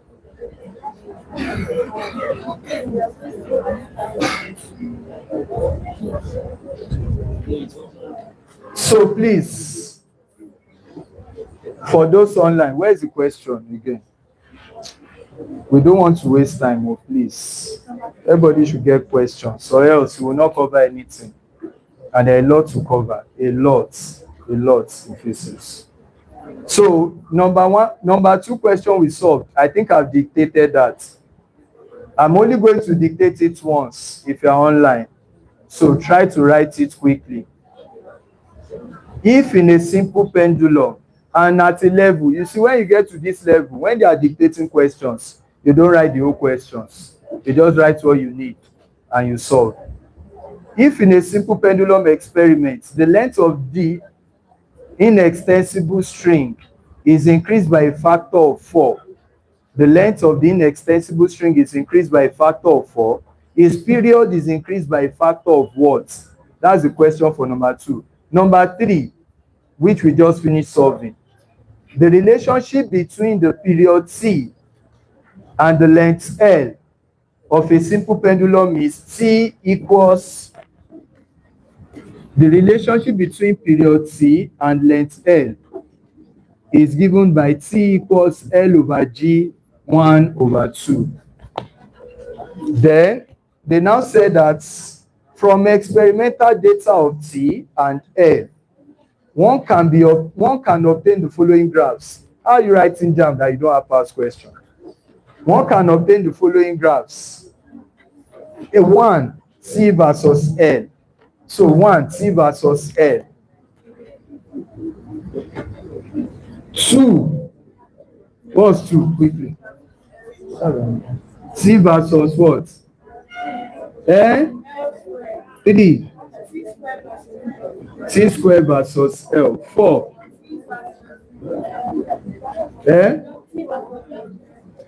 log T versus log L.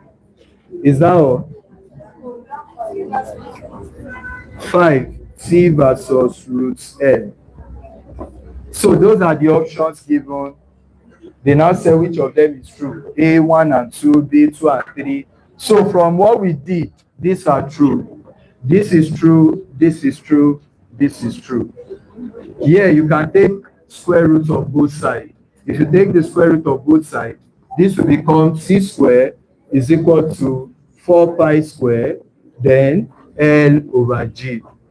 Because taking square root of this again will cancel out the 2 and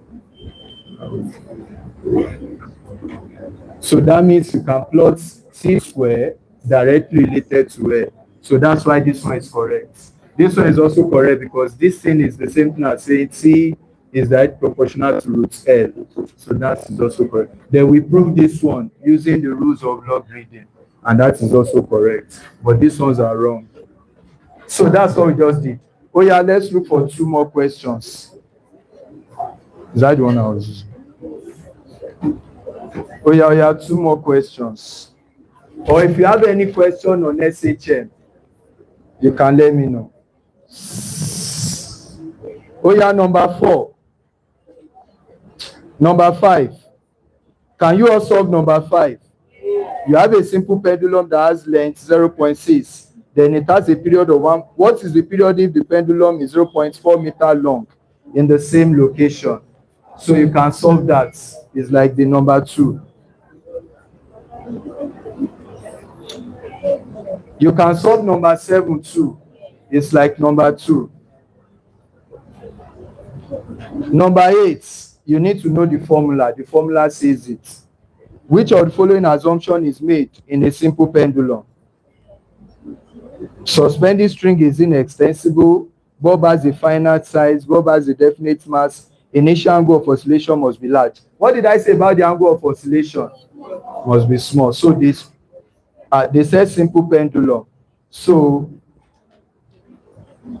you are not supposed to talk about the mass. It's true. Well, you can still say it's correct. Is that taken? Because of the length of the string or rope that you are using. So you can say it's what? Correct. You can't say mass because simple pendulum does not depend on mass. Are you there? All the rest are circular motions and they are straight questions. Number 10. Number 10, in that graph now, which one should be the best answer? L against T, you are going to have what type of intercept is that one? A positive intercept, Sabi, for A. For B, T square against L, that's possible, Abi. Then T square against 1 over L is not possible. So the best answer is B, Abi. Can you solve number 11? Number 11. Oh yeah, oh yeah.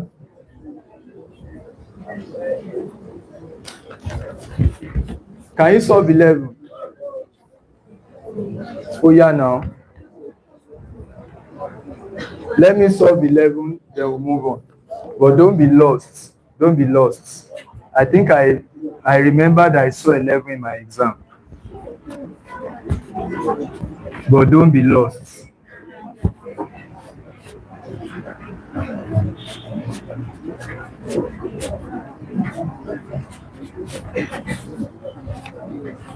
So the next thing you need to know in number 11 is that you are given a simple pendulum which is at a particular angle theta. Then it has a length r. It has that r. Then mass m. They now said that a simple pendulum of mass m moves along an arc of a cycle of radius r, capital R, in a vertical plane as shown. What is the work done by gravity in a downward swing through the angle theta to 0 degree?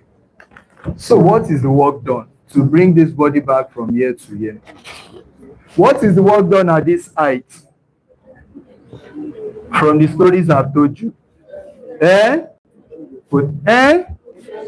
Potential energy. Abi? So if they now say what is the work done? The work done is potential energy at that level. And what's potential energy? NGH. But they now want to test your knowledge again. How do I get? I know my M. M is the mass, Abi. I know gravity pulling it down. But the problem is I don't know my H. I don't know here. Abi? So that's the question. How do I know this H is my question. So they already told you that from here to here is R. Which is I want to believe from here to here is also R. It's the same wire. Do you agree? But the way it moves, I can say, let me complete this place. I can say from here to here is H. Abi? I can also say from here to here is H. Do you agree to that? Do you agree with that? But you know, who said no? Are you saying no or yes? Are you saying yes? You are saying yes. When the ball move from here to here, it covers a height, abi? But you know the length of the wire does not change. It only covers the height. So from here to here is R. True or false? From here to here is R. From here to here is R. True or false? True is the same wire. You didn't change anything. But the only thing is as the wire is moving up, there is a height to the ground. That is this height. You need to now know that height. So, but the techniques here, all of these things comes from practicing. It's not like it's the first time that I saw this thing too that I was able to solve it. I was just doing the ones I could solve, and I will leave it and come back, leave it, and I was analyzing until I was able to get it. I'm only saying it that don't look at it and say, why is my life like this? The way I'm thinking now, that I'm just saying it straight. If a teacher has not seen it before, so you might have to first calm down and say, how will I do this? How will I? So you might be seeing me say that, do you know this? I'm Moti. I hope you are getting my point. So don't now be seeing yourself like, how did you know it? Why is my own brain like this? Why can't I think that way? So you will sit down and think before you know it. But for now, let's go on. So now, from here to here is height. From here to here is the height. So one of the things we want to know is that we want to know from here to here, which is the same thing as from here to here. But I know from here to here. I don't know. If I know from here to here, I can know from here to here. Let me do that. This is from here to here, R. Let me say it is 10. This is where that bisection is. I now say I want to know from here to here, which is H, Abby. But from here to here is what? 10. If I know from here to here to be 6, what do you think H will be? 4. Do you get that? So, which means that if I know from here to here, I can know what my H is. I know from here to here, and I know from, I want to know from here to here. So let me call this place X. And from what you have seen here, this is already looking like what? A right angle triangle, Abby. So I can relate that from here to this is opposite, this is hypotenuse, and this is adjacent, right? But I want to know adjacent side, which is the X part. Then, which one do I know? I know hypotenuse. How do I relate adjacent and hypotenuse? Cos.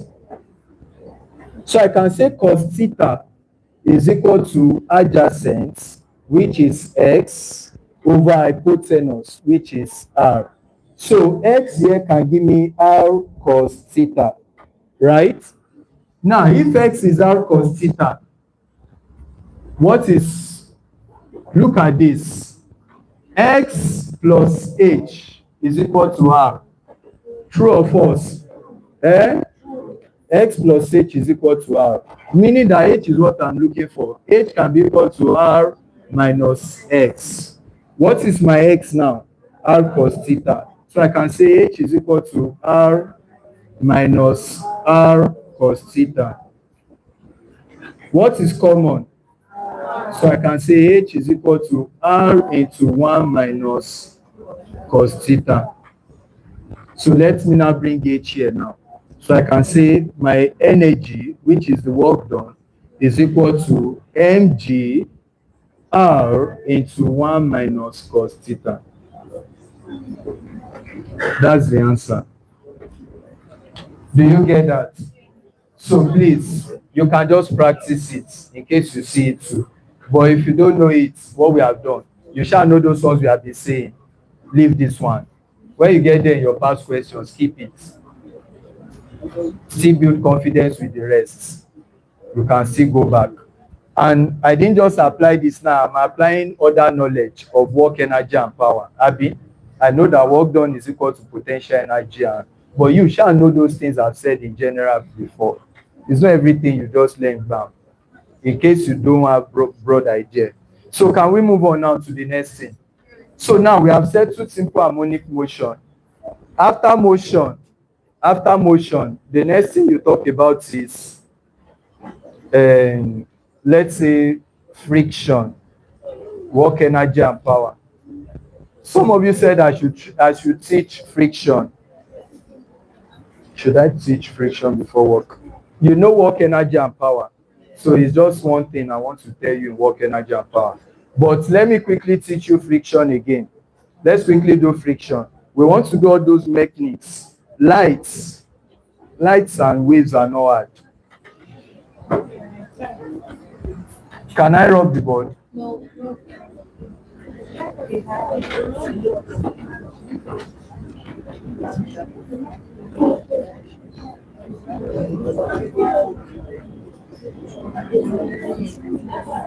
I hope you remember applications of Newton's laws of motion.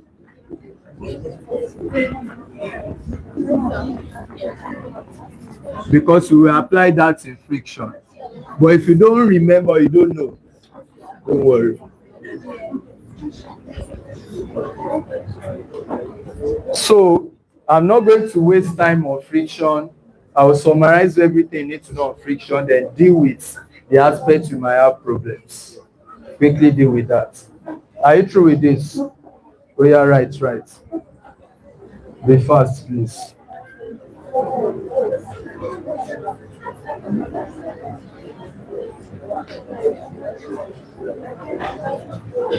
I'll still teach you this one too.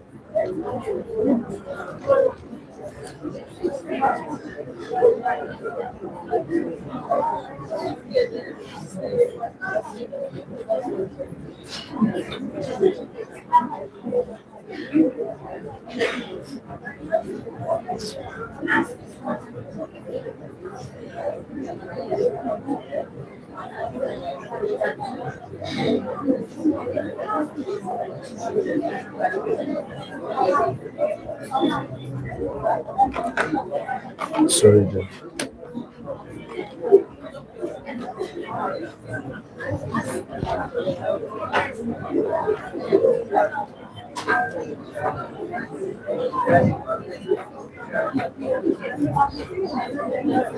Answer is 3.6. Hello, you are not the one. So, are you true? So someone asked this question. It's on simple harmonic motion. That's why I want to quickly answer you. If a wheel 1.2 meter in diameter rotates at 1 revolution per second, if a wheel 1.2 meter in diameter rotates at 1 revolution per second, 1 revolution, that's 1 cycle per second, calculate the velocity of the wheel. There's a wheel. The diameter of the wheel is 1.2 meter. They now say this rotates for 1 revolution. 1 revolution is 360 degrees or 2 pi. Abi, that's 1 revolution. They now say I should calculate velocity. If they say calculate velocity, your brain should first go to V is equal to omega R. Why? Because you have R. You can get R from diameter, Abi.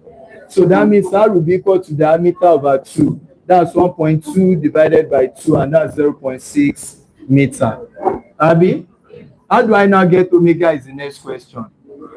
Omega is equal to angular displacement over time. And that's why we say the formula, the unit is rad or revolution per second. So they said 1 revolution per second. That means they are saying that your omega is 1 revolution per second. That's 360 degrees, which is the same thing as 2 pi rad per second. That's what they are saying. That's your omega. Let me do it from here. 1 revolution is what? Theta. That's the angular. That's why I say anti-circular motion, they are related. So 1 revolution is 360. Instead of 360, we represent it in radian. But they said per second. That means the time is 1 second. Abi. So my omega is equal to 2 pi over 1. and that is what? 2 pi rad per second. Is that taken? So now I can say, Adeshawa, well done. V is equal to omega r, Abi. That will now be 2 times, what's my pi? 3.142 times 0.6.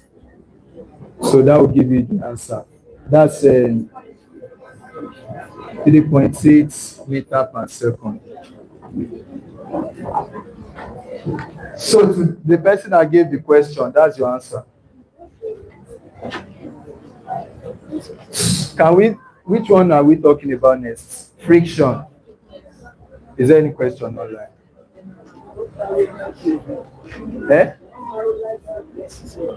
Light wave and AC circuits. That will be later. When we are through with mechanics, I will ask if you have any problem on heat and measurements. Then I will now move to light waves and waves. So can I rub the board? Let's quickly look at frictions.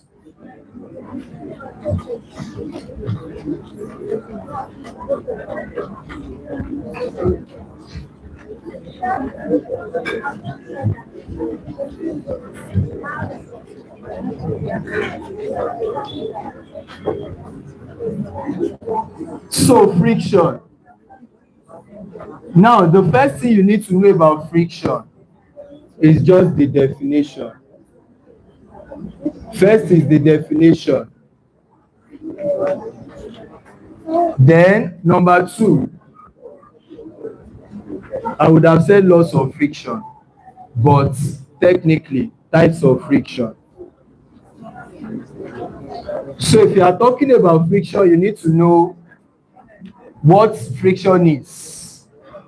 There is friction in solid and there is friction in liquid. I hope we still remember meniscus.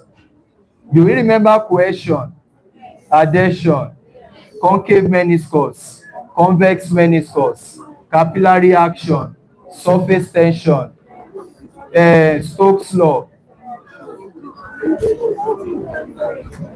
Maybe when I will do friction in solid and liquid. So I'll quickly take them together. I'll quickly take friction in solid and liquid together. All of you at that back that you are busy talking. Ìwọ fìlà orí ẹ̀bí tẹ́lẹ̀mù yẹn tí mo sọ̀rọ̀ náà tó tún gbọ́. If you are not ready for the class, I've said it, move outside. It's distraction for me seeing that I'm talking here and a lot of you are busy saying your own. It's distraction. If it's just one class I want to teach you, I know you have time, but I have a lot of things to teach you. If you know it, step outside. It's as simple as that. Don't waste my time, please. But if I'm looking at the people I'm explaining, if you know it, pay attention, or you put your head on the table, or you move outside. So, just to quickly help you, I will cover both. But for now, let's focus on friction in solid. So the definition, the types of friction, then you need to know the laws of friction. Then after you know the laws of friction, the applications, how we solve questions on them. Then, and that application is in relation with Newton's second law. So your Newton's second law is important here. Then after that, I will just teach you the things you will need for a exam. Then after that, the method of reducing friction. How do you reduce friction? You need to know. Then after that, advantages and disadvantages of friction. So these ones I'm not going to teach you. We can just quickly talk about it, but I'm not wasting time. So anything or a force that opposes motion is called friction.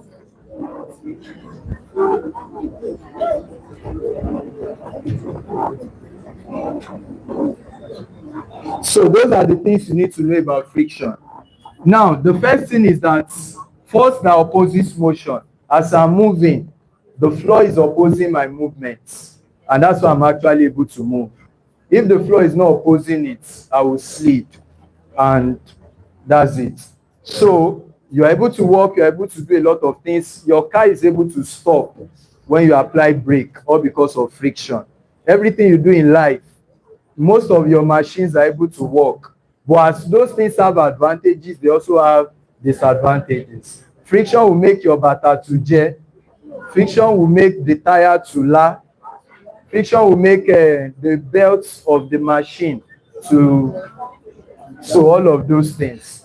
But friction is very important, and that's why we say friction is a necessary evil.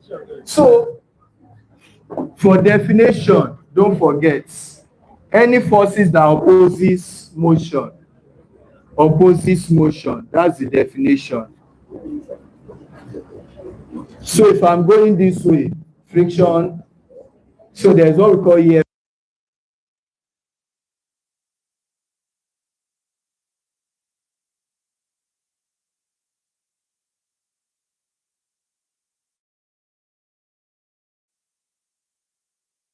questions you can ask you in jam. You need to understand these statements. The statement is applied everywhere. We have three major types of friction, quickly. We have what we call static friction. Now, static friction happens on a rough surface. Why on a smooth surface, you assume that there is no friction. It's an assumption on a smooth surface. But on a rough surface, there is friction. But there is no surface without friction. It's just that it might be very, very small. So now,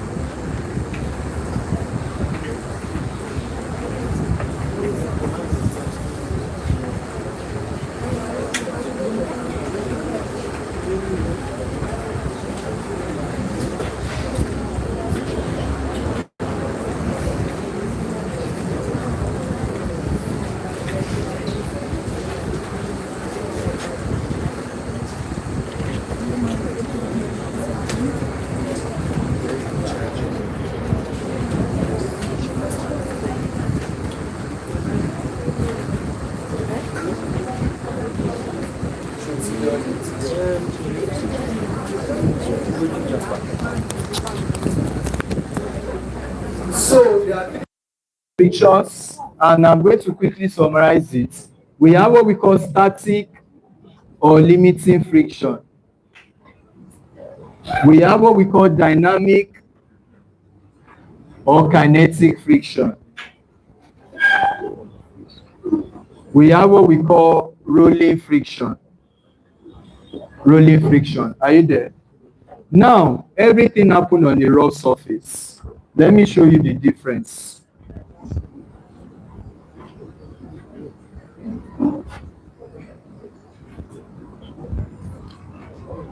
And from my difference, you should be able to tell. So, the same mass, so to say, the same mass. Now, this load on this surface, I'm trying to pull it. As I'm trying to pull it, I'm applying a force to pull it. As I'm pulling it, because the floor is rough, it becomes difficult to pull. It's not moving. As I'm pulling it, the floor is also pulling it back. That floor pulling it back, there's a force on the surface of the floor. That is called the frictional force. But I don't want to put it like this. Let me put it this way.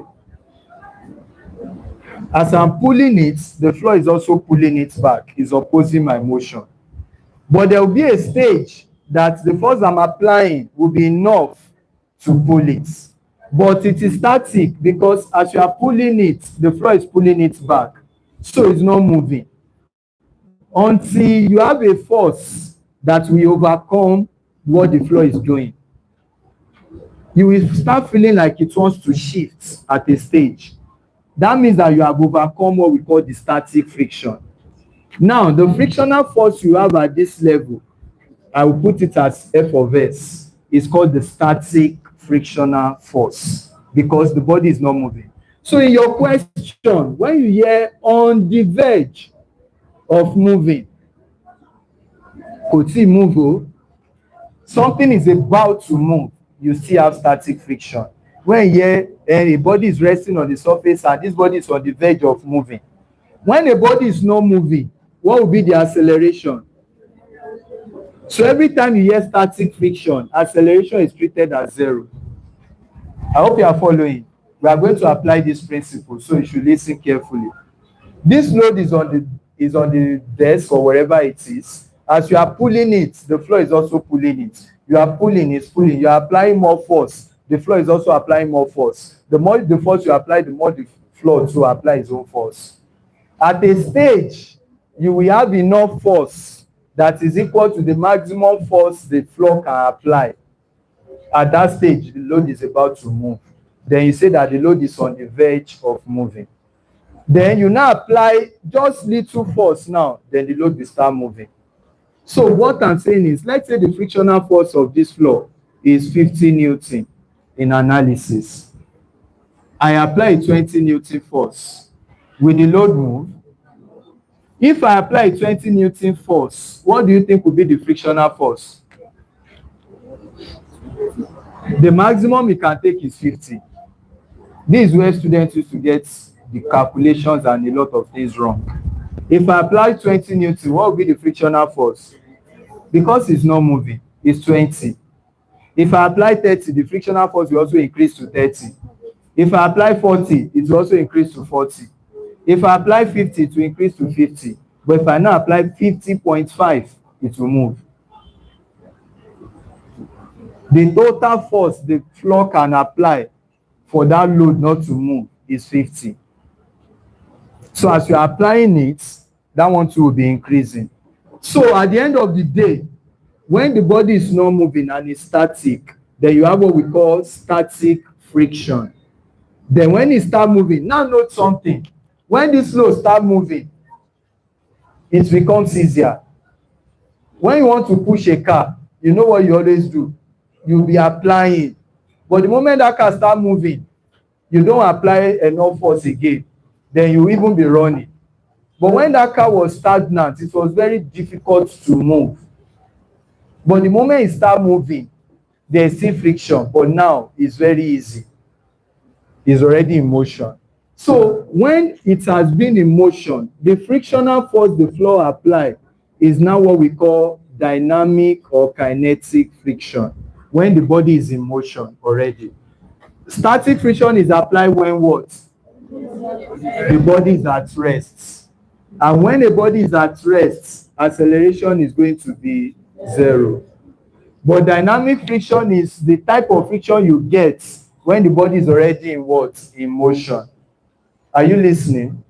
Now, what will be the acceleration for this scenario? Will it be 0? No, acceleration will not be 0.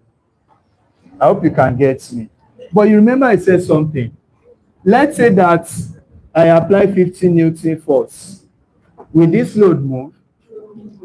But by the time I apply 60 Newton, will it move? Yes. But what is the force that is making it to move?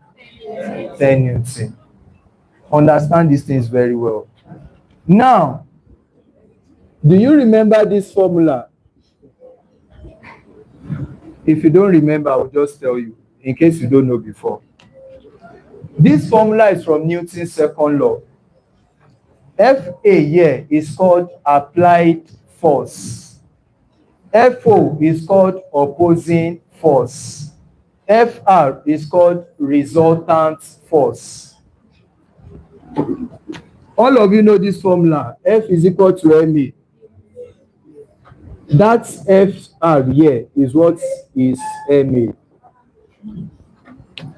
Now, let me apply this formula to this guy. I hope you are following. Now, if I apply it to this guy, you notice something. What do you think this place will be? 0, because there is no acceleration. FR is MA, Abby. There is no acceleration to be 0. Meaning that FA will be equal to what? FO. You will need this formula. But now, what do you think FR? If this thing is 60 and this thing is 50, in this case now, what do you think your FR would be here? 10. Do you get it? It's 10. That means that what is the kinetic friction that is moving this body? 10 Newton. You have, but don't let me get it twisted. For now, do you understand what I've said so far here? That if the body is not moving, your frictional force or opposing force, which is the frictional force, will be equal to the applied force. Do you agree now? Eh? Why is it equal to the applied force? Acceleration is 0. Abby, if you remember this formula. But here now, your applied force minus opposing force will not be equal to 0, will be equal to resultant force. Abby, because there's acceleration.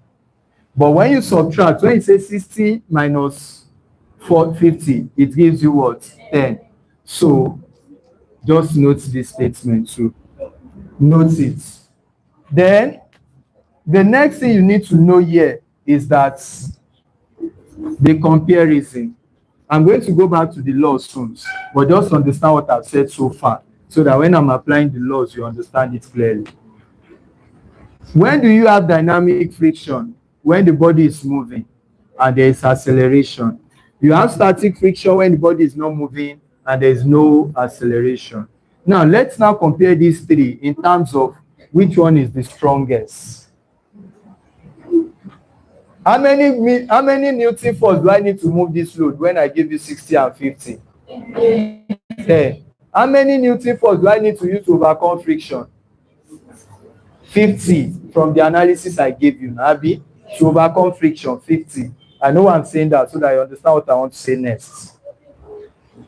Which one do you think was easier between this one and this one? They were in this one. Between dynamic and static, which one was easier?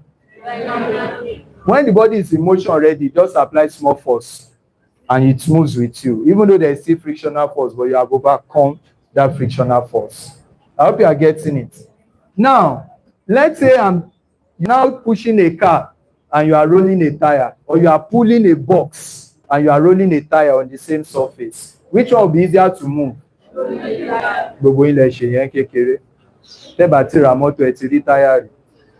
So it's easier.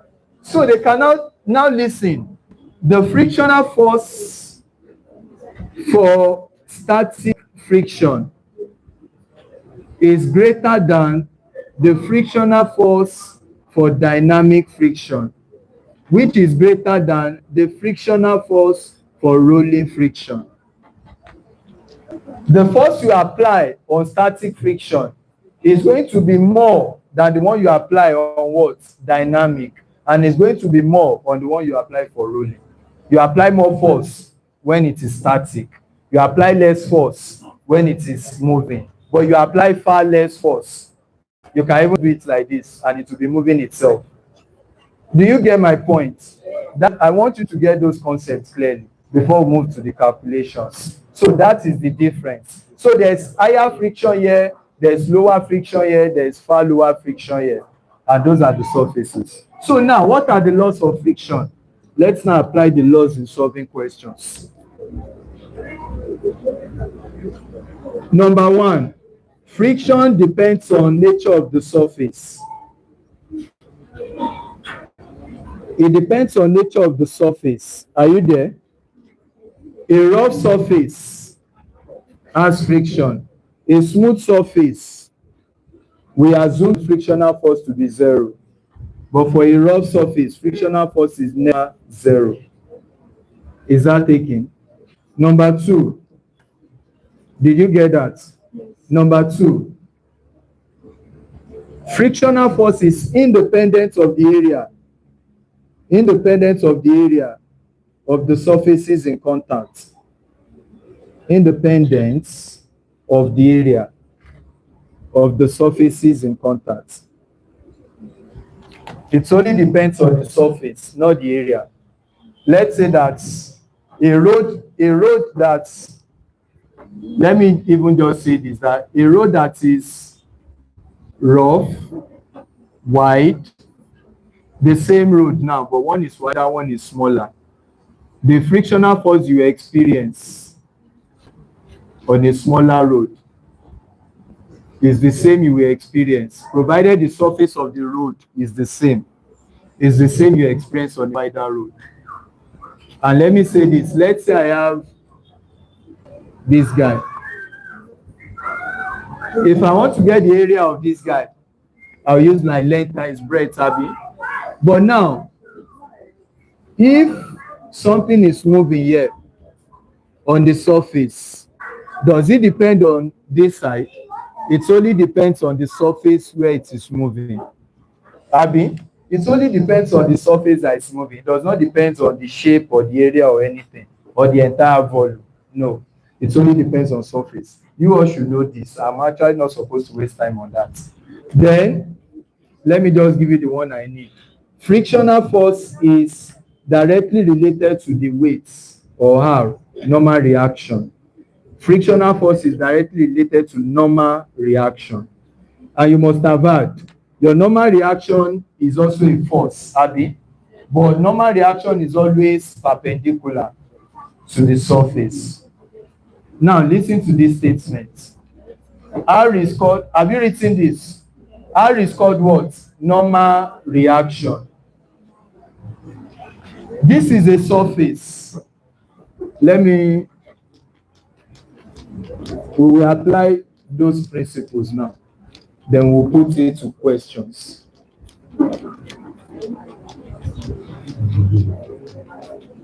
So quickly.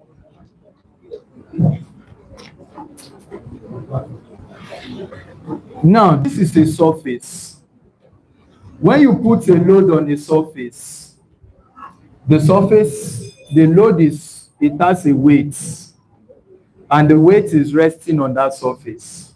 According to Newton's third law, when there is an action, there is a reaction. As this load is resting on this surface, the surface is also pushing the load up. As you are all sitting on the chair, you are resting, the chair is also pushing back, and which is the weight that chair is feeling. If your load is now greater than what the chair can carry, then the chair will collapse. So if I put a load on a surface, I want to pull this load with a force, Abby, applied force. What will happen to the surface? What will the surface also do? It will pull it back, Abby. Then we call that what? Frictional force.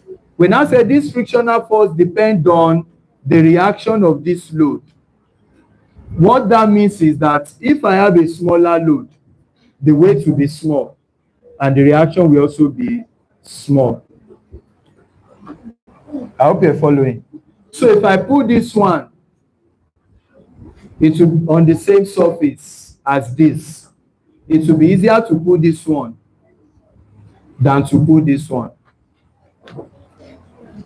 This one rests well, interlock with the surface. This one slightly. When you put this one, it's easier because the reaction which is in relation to the weight is smaller, and it's easier to pull it. And that is just talking about the weight, the mass. The higher the weight, the higher the friction. I hope you are following what I'm saying. Now, this one that we call reaction is always perpendicular to the surface.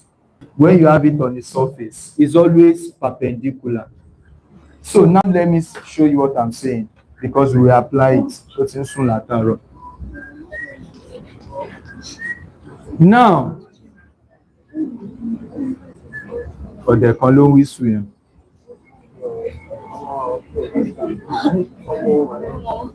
Now, from what we have here, look at this load. Look at this load. This is just an horizontal surface. By the time I start pushing this load up, okay, this guy is going up. At the end of the day, this guy will want to slide down. Abi, if it's sliding down, there will be a force applied. It is the force that is making it to slide down. Then if the force trying to make it slide down, that means the frictional force will be like this. Do you agree? Because we say frictional force always do what? Ngolakossi. So if you are going this way, frictional force is going this way. If I'm pulling it this way, frictional force is pulling it back this way. If I'm pulling this load up myself, the frictional force will be downward. But this is automatic. The moment you start raising it, with the load fall up, it will slide down, Abi. So if it's sliding down, that means the frictional force will oppose it. Are you paying attention? Now, but one thing you see about this load is that it's resting on a surface.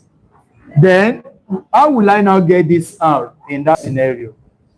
The weight is resting on a surface. That means the weight is acting downward. Weight is always downward. But this reaction, we said it must always be what? Perpendicular to the surface. Anytime you hear reaction, it must be perpendicular. So if it's like this, reaction will be like this. Perpendicular. If it's like this, reaction will be like this. Perpendicular. Perpendicular means at 90 degrees. So, forget about weights. Anywhere you see a surface, reaction to that surface is always perpendicular to the surface. You can see this one now is perpendicular to this surface, Abi. So for this one, everybody, how will the reaction be? It will be straight like this, because it must be perpendicular to the surface. Do you get that? Do you understand that statement? This principle we will apply. What is the reaction? An opposing force to, if I'm pushing this guy, this is this type now. This is an example of this type. Let's look at it. This is a board that is standing. I'm facing the board. Then I push the board. This is the board. I'm pushing the board. I'm applying a force. What's the board going to do? It's going to push on me. And that's why I can feel it. But if it's not pushing, then I'll continue to. If you push a wall, the wall is also pushing on you. If you sit on a chair, the chair is also pushing on you. So this is more like a wall now. So as I'm pushing against it, it will also be pushing back. So the reaction is in opposite direction. For this case now, what is this load doing to this surface? What's this load doing to this surface? Because in a class, you have to also get engaged. If you can't speak or reply what I'm saying, you are not getting it. And you can't get it as we move on. I said if I push against this wall, what will the wall do? According to Newton's third law, it will push back. If I'm sitting on a chair, the chair is also pushing back. That's Newton's third law.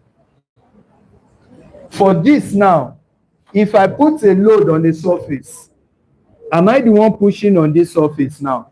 What is pushing against the surface? And as the load is pushing against it, what do you think the surface is also doing? Pushing against. But in what direction is it pushing against it? Do you get it?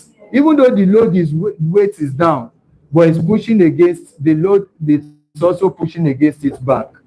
That's how you have there. You need to get this first, so before we move on.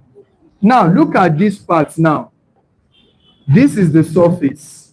If I put a load like I put a load here, one thing about weight is that weight always acts downward. If you like, if I have, let's say this is a wall. Okay, imagine this guy now as this bodies. I now put this marker on it like this, and I leave it. What will happen to that marker? But let's say the board is sleeping like this, and I put the same marker. It will be on the board, Abi, which means it's shot downward. It does not now care whether it is going at the surface. So if I put anything against this place now, what will happen to this block? It will slide down, Abi. If I put something against this place, it will sit on it. If I now put something like this, what will happen to it? It will slide down. But is it that as I'm pushing, let's say I have the load like this, Then I continue to tilt it up. Bó ṣe wà yẹn, mo rọra ń gbé sókè díẹ̀díẹ̀ díẹ̀díẹ̀ díẹ̀díẹ̀. It will get to a stage that it still remains on the surface, it's not sliding. If I now push it further, then it can start sliding. Which means that first is the weight was like this, and the reaction was like this. Are you getting it? This one never slide down except someone pull it. As I'm pushing it up, what is this? This one has a tendency to slide down or remain on the surface, but it's not sliding yet. As I'm pushing it, there's a force that wants it to slide down, and there's a force that is still keeping it on the surface. But for this, weight is downward. For this also, weight is downward. For this, weight is downward, irrespective. But for this, the reaction is directly related to the weight. But for this, the reaction is not directly related to the weight. The weight has been divided. It wants to slide it, and a part is keeping it. The part that wants it to slide down is this. The part that is still keeping it down is this. That part that is still keeping it down, let me represent it as Y. That part that is making it slide down, let me represent it as X. What is divided is W. Let me put it this way. This is W. If I bring this place out, please just pay attention. No? If I bring that plate out, there is something here, WX, trying to make it slide down. There's something here, WY, making it to stay on that surface. There's something that acts downward, which is W. If I close this, you will notice something. It's going to start giving me something like a right angle triangle because I tilted it. Now, this W that is here has now been divided. To those of you that understand vectors, look at this. If I pull this guy like this, it will only go in that direction. Abi, this is f of x. If I pull it only like this without this one, where will it go? It will go up. Abi, now if I pull it at the same time, I pull x, I pull y, where will it go? It will go like this. That like this is this W now, in between, vector. So that weight of this guy is always downward, but it's no longer standing the way it was standing here. It's now bent, meaning that it has a y part, which can be WY. This looks like resultant now, and it has an x part, which can be WX, which is the same thing as if you draw a triangle, this side and this side will be equal, which is what I'm saying that this part is also WX. So this part is also WY. If you are following, you will get it. If you are paying attention, but the moment your mind switch, you will learn it next time. So there is a load on the surface. The weight of the load is acting downward. There is a part of the load keeping it on the surface. There is a part of the load trying to make it slide down. Now, by the time I push it, that is now standing like this, then the only thing you will see is that it will just slide down. There will be no part keeping it on the surface again. The entire weight will make it slide down. But here, the entire weight is making it sit because the surface is also sitting. But as I'm tilting it, the weight wants it to slide down, and the weight is also keeping it. But by the time I tilt it finish, the weight will pull it down. That means there is no weight keeping it again. Get that concept clear. Now, let's now analyze it one after the other. I'm going to start with this. If you understand what I've said, we'll get there again. But please listen. The only thing I'm just telling you for now is anytime you have a reaction. Some of you will not learn. Anytime you have a reaction is always what? Perpendicular to the surface. That's what I want you to know for now. These stories I'm saying, I will repeat it again. So if you listen the first time, it will be clearer. When I want to use it for questions, it will be clearer. Now, I'm still going to come back to it. But the thing I just said there, let me now ask you again, so that I'll be sure you have gotten it, to those ones that are listening. I have a load on this surface. How will the weight on this load act? Downward. Weight is always downward.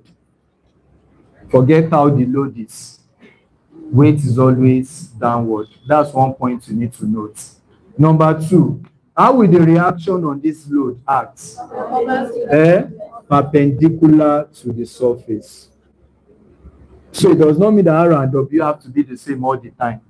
But in this case now, they are equal. Weight is equal to R in this scenario. And W is equal to what? Mg. Do you understand that? In this scenario, the load is like this now. I've tilted it. How is weight going to act on this guy? Just draw a straight line downward. That's the weight. How will the reaction act?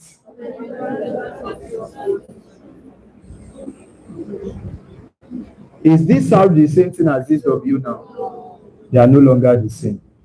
Newton's law says that equal and opposite reaction.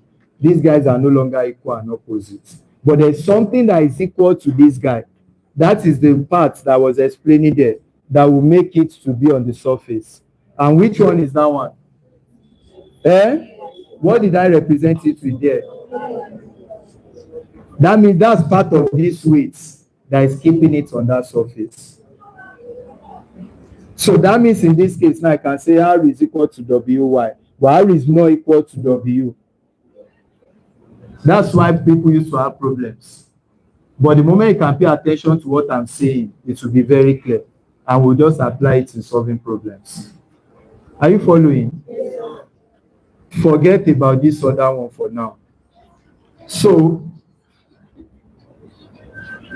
if I say this is the surface and the load is like this, normally, what do you expect to happen to this load? How will the weight on this load act? It will just pull it down. Do you expect this load to remain on that surface? Does it have much to do with the surface? But if someone decides to push the load against the surface, that means that the load will not slide down, because you are holding it. And the fact that you are pushing it, you'll be forcing it against the wall. It's not like you just do like this. You are forcing it against the wall. Then what do you think the wall will do to you? It will force it back. That means, will there be a reaction in this scenario now? Yes. And that means that there will be a perpendicular force that is forcing it back. And that force is now the reaction force. Do you get that? Frictional force now states that the frictional force is directly proportional to normal reaction. But in all of these scenarios, normal reaction vary. That's why we are spending energy on it. It's perpendicular to this normal reaction, but normal reaction is equal to W. It's perpendicular to the normal reaction, but normal reaction is equal to WY. You will see how we'll get WY soon. It's perpendicular to normal reaction, but normal reaction here is equal to your force applied, not W. Are you getting the scenario? Now, let's now analyze it one after the other. Orishabumi, well done.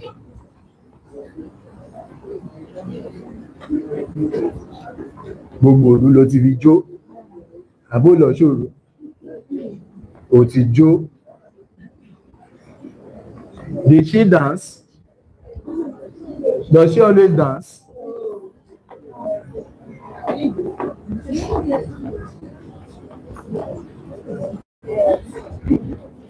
God will answer your prayers. As you are walking and you are praying, it will all work together. Prayer is needed, so I can't blame you. It's needed. Prayer, work, good character. So, from what we have here now, let me now analyze the first one. So, the first scenario, A, I will do it for static and dynamic. So everybody should pay attention. There is a weight of this load, which is W, and there is a reaction, which is R. Abi, according to Newton's third law, to every action there is an equal and opposite. So R is equal to W. Do you agree? And W is equal to mg. Frictional force, the law now states that frictional force is directly proportional to what? R. Adeshawa, well done. And what is your R? W. But first, before I introduce that, frictional force will now be equal to mu R. Mu depends on what we are talking about. If I'm saying it is static, you will call it mu S. If I'm saying it is dynamic, you will call it mu K. Are you following? Do you understand it to this level? So I can say that mu S mg, frictional force, is equal to mu S mg. When you see this, what do you think I'm talking about? Static friction. The mu is called the coefficient of friction. Is that taken? For dynamic, it depends. This one now, even if you apply a force, let me first do this one. You apply a force, there is a frictional force, and that frictional force is a static friction. You know you're supposed to have a resultant force, but there's no resultant force, Abi, because you applied force minus the frictional force is equal to resultant force, Abi. But resultant force is MA. A is equal to 0. And at the end of the day, for the static, your applied force will be equal to your frictional force. We have said that before. You understand why? Because the body is not moving. So you can still say that your applied force is equal to mu mg, or frictional force is equal to mu mg. You are still saying the same thing. But in dynamic term, it still depends, and you have to be careful. Now, the body is moving. You apply the force, there's an opposing force, and there's a resultant force, because the body's acceleration is not equal to 0. But now, since they said it's moving, frictional force is still directly related to R. But now, frictional force is going to be equal to mu mg, but the mu becomes K. Abi, applied force minus opposing force, which is the frictional force, will be equal to the resultant force. Abi, it's different from this one because our applied force now is greater than the frictional force, right? So I can say applied force minus frictional force. Or let me just say mu K mg can be equal to ma. Do you understand this formula? The frictional force is the dynamic friction. It's the one opposing this motion. But if they already told you that the frictional force that is keeping the body to move is this, they can just say that the frictional force is equal to mu K mg. Say that the force of dynamic motion is 50 Newton. If the mass of the body is 10 kilograms, calculate the mu. Then just use this one. As long as it's moving. And I already gave you the force that is making it to move. You know, the other time, here now, I gave you something the other time. I said, let's say I apply 60 Newton. The frictional force is 50 Newton. And let's say the mass of this body is 5 kilograms, just to say. And they say I should calculate mu K. Look at the two scenarios that I just explained. When you use this and when you use this. In this case now, this is what you will use. Because we say 60, I can't even calculate mu K here. Let me say I want to calculate M. I don't know M. Shake it. Apply force is 60 Abi. Minus opposing force is what? 50. Is equal to, okay, let me see, I'm calculating A. Is equal to MA. Do you agree to this?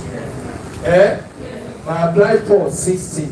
My opposing force 50, which is the dynamic frictional force now, is equal to MA. So I can say 10 is equal to 5A. A can be equal to 0. Now, but if I say that a body is resting on the surface and is being moved by a force of 10 Newton, even though it's rough, that's the force that is moving it, and the surface is rough with a mass of this, calculate the coefficient of kinetic friction. In this case now, I didn't tell you anything about opposing, applied or opposing force. I just gave you the force that is making it to move. That means that in that case now, you just say that frictional force is equal to mu that is making it to kinetic mass times gravity, which is the same thing as what you actually did. But I did not want you to start subtract. I just gave you what is making it to move alone, not everything. Then here now you can say 10 is equal to mu k times 5 times 10. When you apply the force, that's what you have there. But for now, this is the most important formula. Applied force minus frictional force is equal to resultant force. Keep that. Then your applied force will be equal to resultant force only when acceleration is 0. But for dynamic, acceleration will not be what? 0. Then your formula here still applies. Do you understand this? Now, let me now take you to this other one. We have done for this kind of scenario now. Let's take it to the inclined plane. So please, for scenario B, let's pay attention, please. I have this. I have a load. If you have done Newton's second law, it would have been easier. But I assume you have not done it. That's why I'm taking my time. How did we say the weight of this load we have?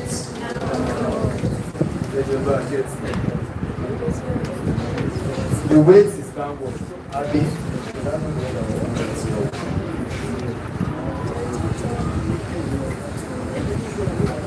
Are you following? There's the normal reaction. Do you agree? Please pay attention here. As the load was initially like this, then I started raising it up. Then it is at an angle theta to the horizontal. Then there is a force. I said it's keeping it on the surface. I call that W1. I mean, there is a force that wants it to slide down. We call that Wx. Then let's find what Wx is, which is the same thing as this place. This side and this side are the same. This side and this side are the same. But not to roughen it. Let's look at it. I said this load, as you tilt it, there is a part of this weight that I want you to slide down, and there's a part of this weight that keeps it on the surface. The part that keeps it, you know what I want to get frictional for, because FR is directly related to R, but my area I don't know what it is. Yeah, I know that my R is equal to W, but yeah, I don't know what R is, so I want to know what R is. The only thing I know here is marvelous. But here, R will be equal to W sub Y. Do you agree to that? That's the one that is opposing it. So now, how do you get W sub Y? Listen, you don't, for now, I just want to derive it for you. But you will always remember. If this place is theta for an inclined plane, this place will also be theta. If this place is theta, this place will also be theta. Let me ask you a question. If this place is 30 degrees, what would this place be? 90. What's the total angle in the triangle? So if 30 plus 90 will give 180 minus 120, this place will be 60. The total weight this triangle is 60, is 180. Do you agree? But now, this line and this line, they are perpendicular. Abi? So if this place is 60, what do you think this place will be? 30. Are you following? Yeah. You better pay attention. Because you're about to tell me, you're my jumbo, I run too much. That's 30. Meaning that what's this angle? Eh? What's this angle? So if I say this place is theta, then I say this place is theta, that means I'm correct. If that's what I just proved. So that's not your problem. So don't be bothered. But all I just want to prove to you is that if this place is theta, this place is also theta. That's all. Oh yeah, let's solve for WY and let's solve for WX. So WY and WX, we are going to be using them in our calculations. And that's why we need to know about it. So now, WY. What will WY be? Is it the opposite? If this is the triangle, this is the triangle. What will WY be? Adjacent. WX will be what? Opposite. What's WX? The one that wants the load to slide down. Abi? Yes. WY is the one that is keeping the load on the surface. Abi? So yeah, let's solve for WY. What do we know? We know W. That's the normal one we know. But it is W that is divided into WX and WY. So yeah, let's solve for WY in relation to W. Adjacent, hypotenuse, opposites. Adjacent and hypotenuse, cos, Abi. Cos theta is going to be adjacent, WY over W. Abi. WY is going to be what? W cos theta. Do you understand how I got that now? Now, remember from our law, R is equal to what is opposing it. Now, so I can say R is equal to W cos theta. Do you agree? Then, let's look for Rx. For X, this one. WX and W, what would that be? Sine. Abi? Sin theta is going to be WX all over W. So WX is going to be W sin theta. Do you agree? Just know that. This one has nothing to do with the application. But you need it in the application. So yeah, let's now apply it. You understand this part already, Abi? Yes. So yeah, let's apply it to the second one. This is called an inclined plane. Now, so let's look at what we have done so far. This is the load. This is the weight of the load. Abi. This is the part keeping the load on the surface. That part keeping the load on the surface, what's the value? W cos theta. Abi. This is the part trying to make the load slide down on the surface. So what is pulling the load down is W sin theta. Then this is R. So every time in your life that you see this kind of diagram, these are the things you need to always remember. The one keeping it on the surface, W cos theta. The one trying to make it slide down, W sin theta. If it's now sliding down, let's say the load is sliding down. In what direction is the frictional force acting? Opposite. It will become easy now. Your life will get easier now. How to get this and this is always the trouble. But now that we have done it. So, and you don't really need this one. This is what you need to remember for the purpose of the exam. Remember this and remember the laws. So we are let's apply the law now. So what does the law say? Now look at this now. So every time I put a load on the surface, it will always want to slide down. So if I say what is the force that is trying to make this load slide down? What would the formula be? That's what you should always know. What is the force that is keeping it on the surface? So if the surface is rough, as it's trying to slide down, will there be a frictional force? Yes. In what direction will the frictional force act? Opposite direction. Do you get that? Now, let me give you this formula. The frictional force is directly related to R, Abi? Now, frictional force is equal to mu R. In this scenario now, what do you think my R is? Now, the mu W is mg cos theta. Is it the same thing as what we did before? Do you know how we got this? Because the R is equal to W cos theta. And W is mg. Shall they cover here, no? Thank you. Now, let's now apply it to our Newton's second law. According to Newton's second law, you apply force minus opposing force is equal to resultant force. But now, I now give you a statement. This guy is on the verge of moving. Everybody. If I say it is on the verge of moving, what am I saying about this body? Very good. Static. What will be the acceleration? Very good. Is that thinking? I now say that determine the frictional force, the coefficient of friction. What is the coefficient of friction of this body? Is this static or dynamic? For what I've said, is it static or dynamic? Static. But now you now apply your formula.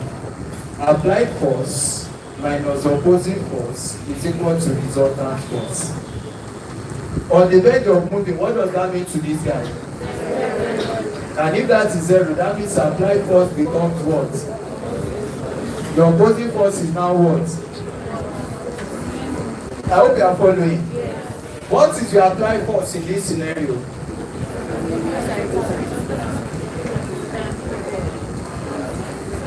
What is your frictional force in this scenario?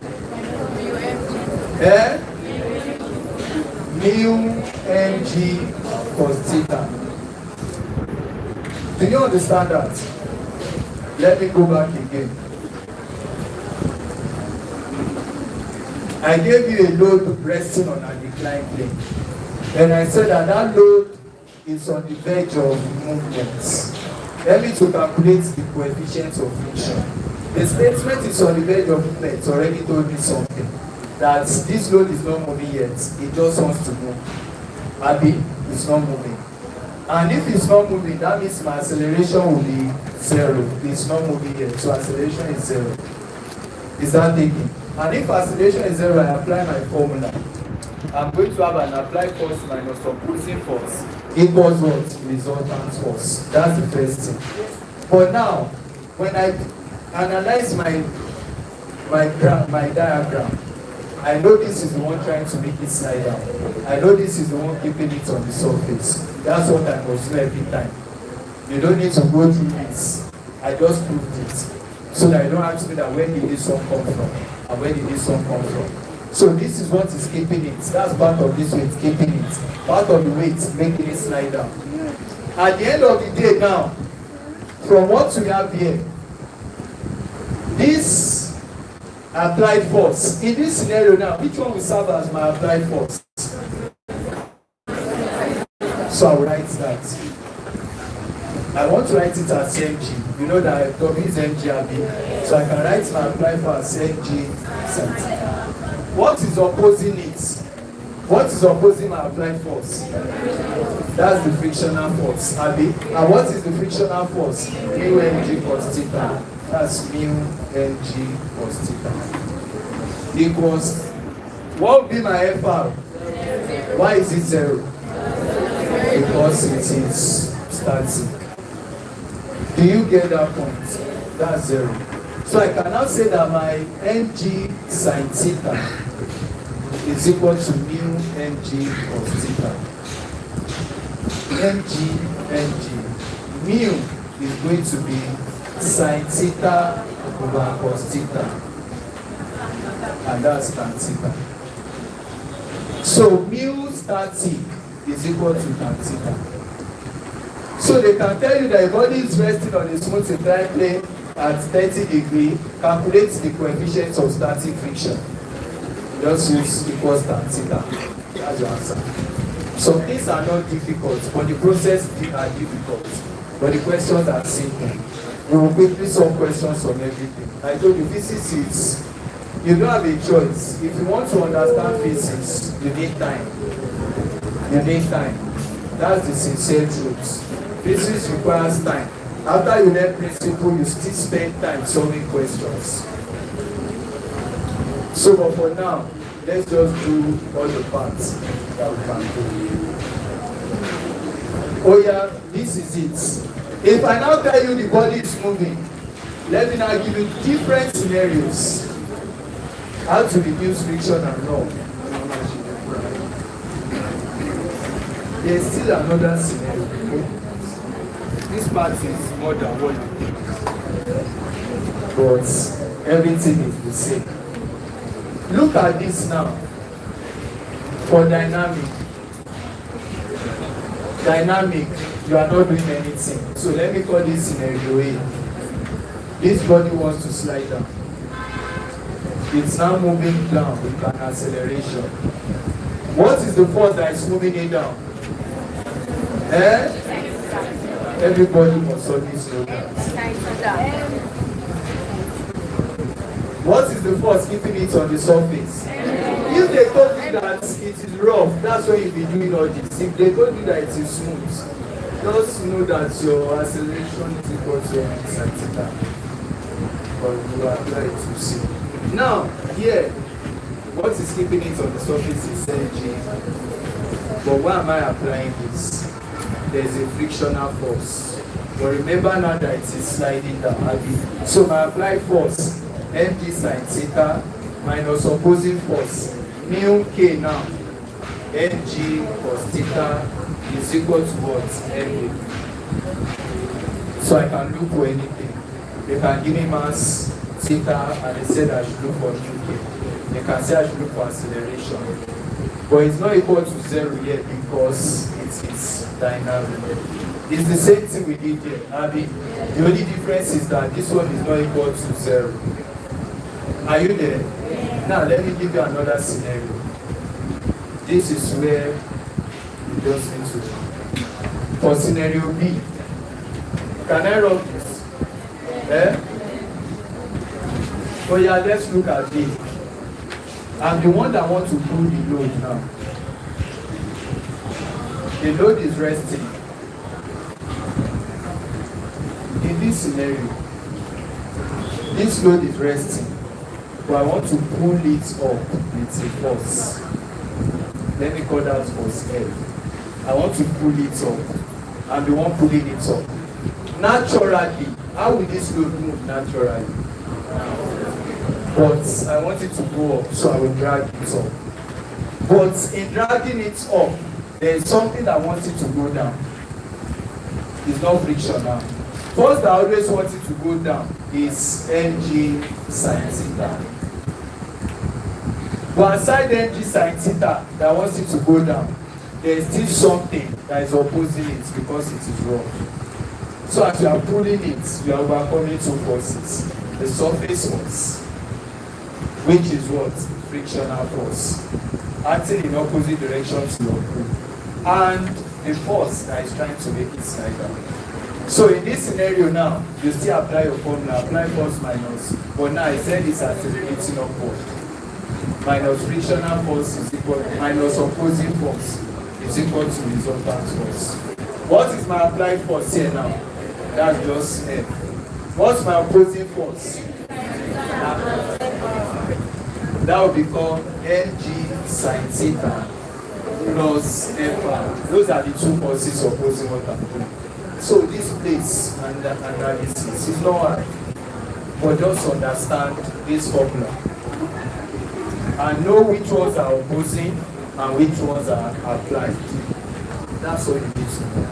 So it's equal to what? MA. So there's no one particular formula that you cram. Understand the analysis. In your exam, sometimes they give you, sometimes they don't. But just understand this analysis. There is one more analysis.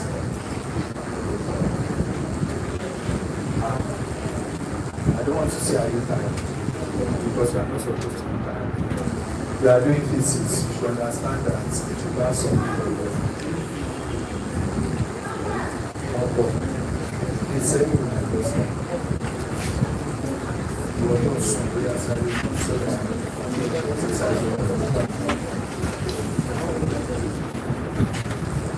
So are you true? Oh yeah, let me give you another scenario using second law. So there are some topics you cannot just say, I do not understand, please come and teach. There are some topics that we are supposed to analyze using second law very well. But for this friction, don't worry, we'll solve questions. So you see the kind of questions they will ask you. They will not ask you all these things. They ask who is in your past question, but me, I'm promising you that in this exam that you want to write it, you don't answer. But if they ask you, you do it. But the ones they will ask you, you see it. Can I run this? Everything just requires basic understanding. There is nothing hard. But I will show you the one you likely ask you in the exam. There's a scenario like this.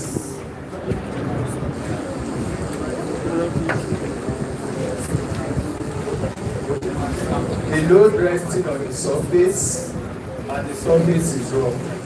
There's another scenario like this.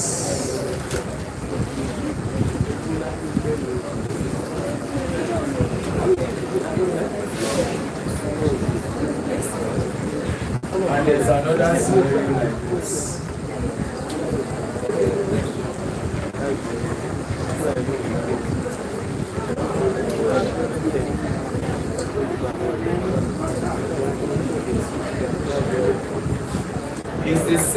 It's the same analysis. The only thing is that we are now using two systems instead of just one. Here we are using two. We will analyze it and weight them. We are using two. Analyze individually, weight them. Analyze individually, weight them. And we assume that all of them are wrong. So, but most times if you see questions here, they will tell you that the surface is smooth, so that it's not simple for you. But it is application of using second law. Learning law. So quickly, the weight acts downward for this. There is tension in the rope. Right. So the weight acts downward, there is tension in the rope. There is also tension in the rope. The weight for this one acts downward. There is reaction force and there is opposing force. But what the lights on there? There is no frictional force here. But assumption is that the load will move downward this way. So Toban on the bend, W will be pulling this on. The applied force on this one now, let's say this M2, this is M1. Applied force on M2 will be W, then C will be the opposing force. For this one, C will be the applied force, frictional force will be the opposing force, and that's all. You now make them equation 1, equation 2. I get to answer. Can I run this part so I'll quickly analyze that one? Yes. Don't worry, I'll solve questions now. So for M2, you say the applied force minus opposing force is equal to resultant force. So for M2, your applied force is the one pulling it down, and that's the weight. So you can say W minus opposing force there is what? Tension is equal to mass times acceleration. Tension here can be equal to W mg minus MA. Equation 1. That's all for mass M2. For mass M1, yeah, what do you say? You know it's going this way. That means your applied force is now tension. The opposing force is frictional force. In that case now, you will see when I compare the three of them, you see. In that case now, that means For Marcel one, your tension is the applied force minus opposing force, frictional force, which is now equal to Ma. Abi? But now, what's your frictional force? Mu Mg, which is equal to Ma. This mu becomes mu K because it's moving. So I can say T is equal to Ma plus mu K Mg. So I call this equation 2. So whatever they say you should look for, T for the first one will be equal to T for the second one. So you equate this one, you equate it to this. So this will be M2, M2, this will be M1, M1. Then equate them, then you can look for acceleration. That's what that one. There's nothing I've done that is wrong here. If you have been following, you will see what I've done. I just analyze it differently. For involving two bodies. Is there frictional force on this one? No, because it's not on any surface. It's a surface that determines friction. But this one is on the surface, so there is friction. But if you don't know this yet, don't complicate your mind.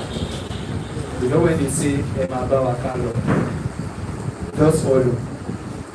You don't have time, so just follow. For this one, what are the forces acting? If this is M2 and this is M1, it has the tendency to go this way or this way. But now, I want to say it's going this way. That means that M2 is greater than M1. The moment you notice which mass is greater, that will tell you where it will go. So for this one now, there will be a mass force pulling it down. That force pulling it down is what? Mg sin theta. Abi? Then there's a rope. The force in the rope. If it is rough, the surface will be trying to pull it back. Abi? So what's the force in the rope? Tension. How many forces are opposing it? Frictional force and tension. If they say it is smooth, just forget frictional force. That means the only force opposing it is just tension. Now, because it's going that way, there's tension pulling this one up. But there's a weight that wants to pull it down. Mg sin theta.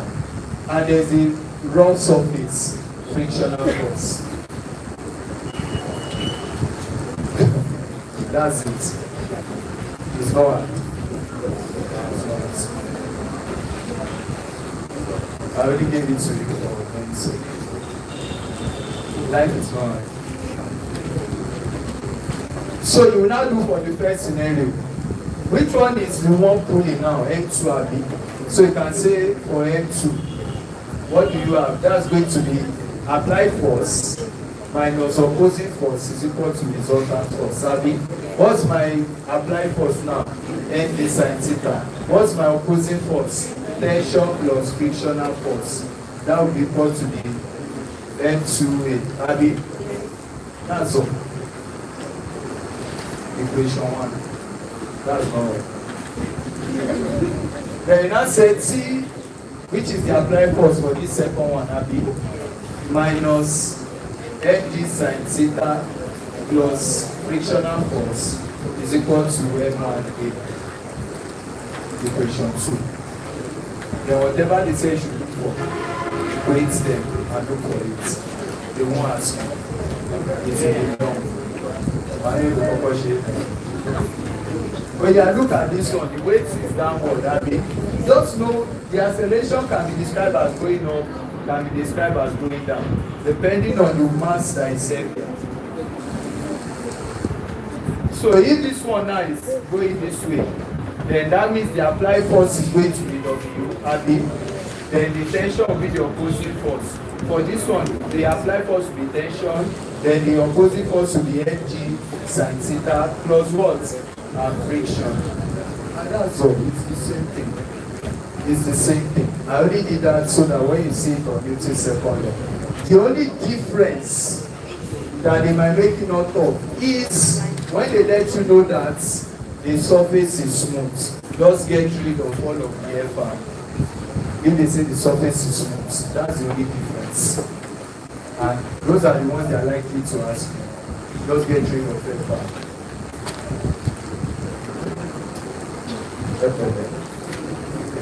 So you can do those ones, or you can neglect them. So let's go back to the other ones. So now that you don't know this one, the next thing are the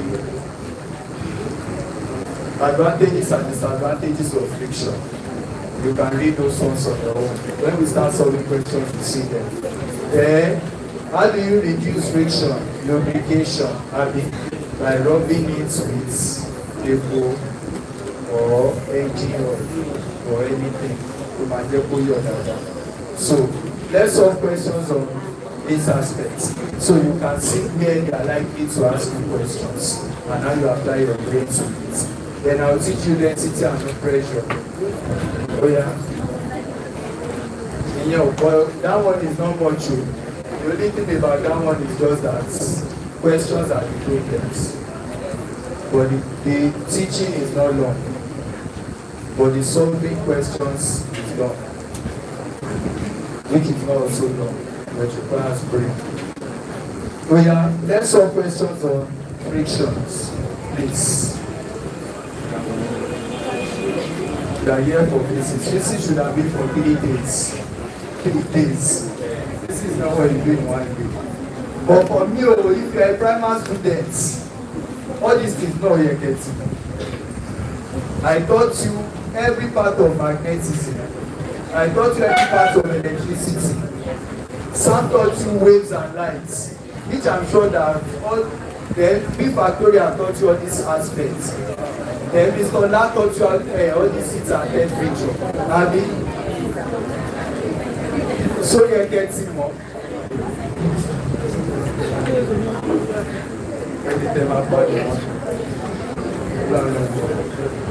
So those are the things. So with what we are doing now, if you join into all the parts we have questions. Let's look at oh yeah, let's see the questions they will ask you so that you know that it's not hard. The question they will ask you in the exam is not hard. Sometimes processes might be hard and exam might be simple. So, but sometimes many of you are just intimidated. You are intimidated by the processes. That's where the problem is. Is that taking? Don't be scared of all these things. You will not see it in your exam. It's not great by amen. If you see it, you come and collect your jam money back from me.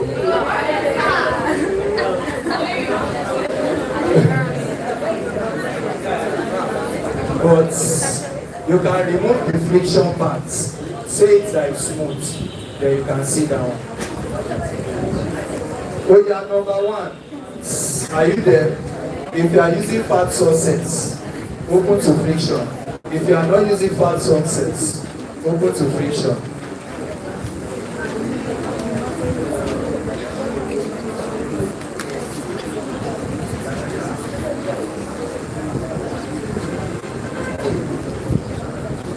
For sure, me my mind will collect.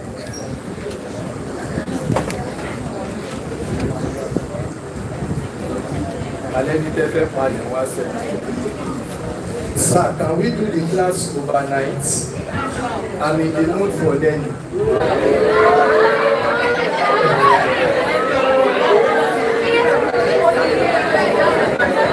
So,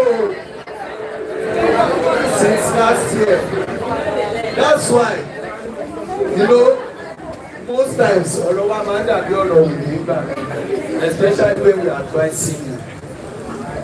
Someone that wants to study medicine and probably did not get medicine that year and wants to go for medicine again, and will say immediately after your jam, to buy law. I always advise you to still attend post-UTME class. Reason is that post-UTME class always build your mental knowledge. At least it's always a bit advanced. So there it's enough play to power one. Even though bad local student attend it. Now it will have built your brain. Then immediately they are starting jam class. You must have finished the syllabus before they start. So you will not be refreshing as they are teaching it and be solving questions. But many of you, medicine is all I want. You miss admission, then you went home, and I will write it next year. Then you are at home, doing all your things. Then when it's January, you resume class. Then that January, exam ship. When it's now 2 days to the exam, you are now being in the mood. You're not saying you want to do overnight class. You were not in the mood and do overnight class for last month, 2 months ago, 3 months ago, 4 months ago. If I had told you that let's do overnight class in January, I'm sure that a lot of you will curse me. You will curse me. But now, you are in the mood. Exam is next week. You got to my poem. So, I'm not saying you should not be in the mood. 4 days can still be enough to be in the mood. And still score 90 plus. But there's no magic. There's no magic. Most of these things, some of you have a very poor background. I need to take your time to them. But you want to finish marathon class. Let's open our first questions, please. If you know you are not ready to read intensively, please, all of you that used to want to feel like, just to feel among, I want to study medicine, I want to study nursing, I want to study mechanical engineering, I want to study, don't feel among. Your career is the most important. What do you want for your life? If you want to study medicine, you will read. You will read. When everybody is on break, you will not be on break. When everybody is enjoying Christmas, you might be in school. That's the fact. It's not only you, it's everywhere. But if you know that you want to enjoy your life, there's no department that is actually easy. That's the fact. If you run away from medicine, you know that that department you are going is tougher than medicine. It's just that that department you might have time, medicine you don't have time. That's the only difference. As I am teaching you here now, if you know the number of fire on my bumper, I'm just trying to do strong head that all of you must do well. That's what I'm doing. I had class yesterday, I had class 2 days ago. The class I had yesterday alone, it will take me more than 1 week if I want to read and understand. And they still say that before I come to class next time, I must have finished that one, understand it. Then what we will do next, I must have read it. When Baba was just talking about everything, I was just like, okay. Normally, if you are explaining, and the time that I should be talking, I'll be jotting. I just drop my pen, shall let me be listening. So all the part of it that the man was explaining, as he was talking about everything, and the only thing we are still doing is just this lower part, lower limbs. It's what we are still doing. Mashi abdomen, mashi upper limb, mashi head, mashi neck. But the point is that there are several courses now. Embryology, gross anatomy, which other one? It's just fun. Then histology. And those courses, the biochemistry, physiology, aside other courses. My classes every day always send around, if everything starts fully. Next week now, starting human dissection. Next week, I'll be put to improve. I'm on right table. So I'll be working on the cadaver. That's on the right. Some other things will be, so the dead body will sleep like this. So me, I will be working on this side, while some other team will be working on this side. We'll be cutting and checking every part of the body. So when that one starts now, there will be no time for anything. That's what I'm trying to. And all these things are not read. Imagine that they gave me a human body now that should go and dissect, identify all this part of the body. All the different parts, not just kidney, liver, You will be bringing out all the muscles and be naming them. So imagine that the nurse should go and do that, and I did not read before. Maybe you can go to chemistry practical, and if everybody, what's the value you get? 25 centimeter, 25 centimeter. You will not try, look at that one.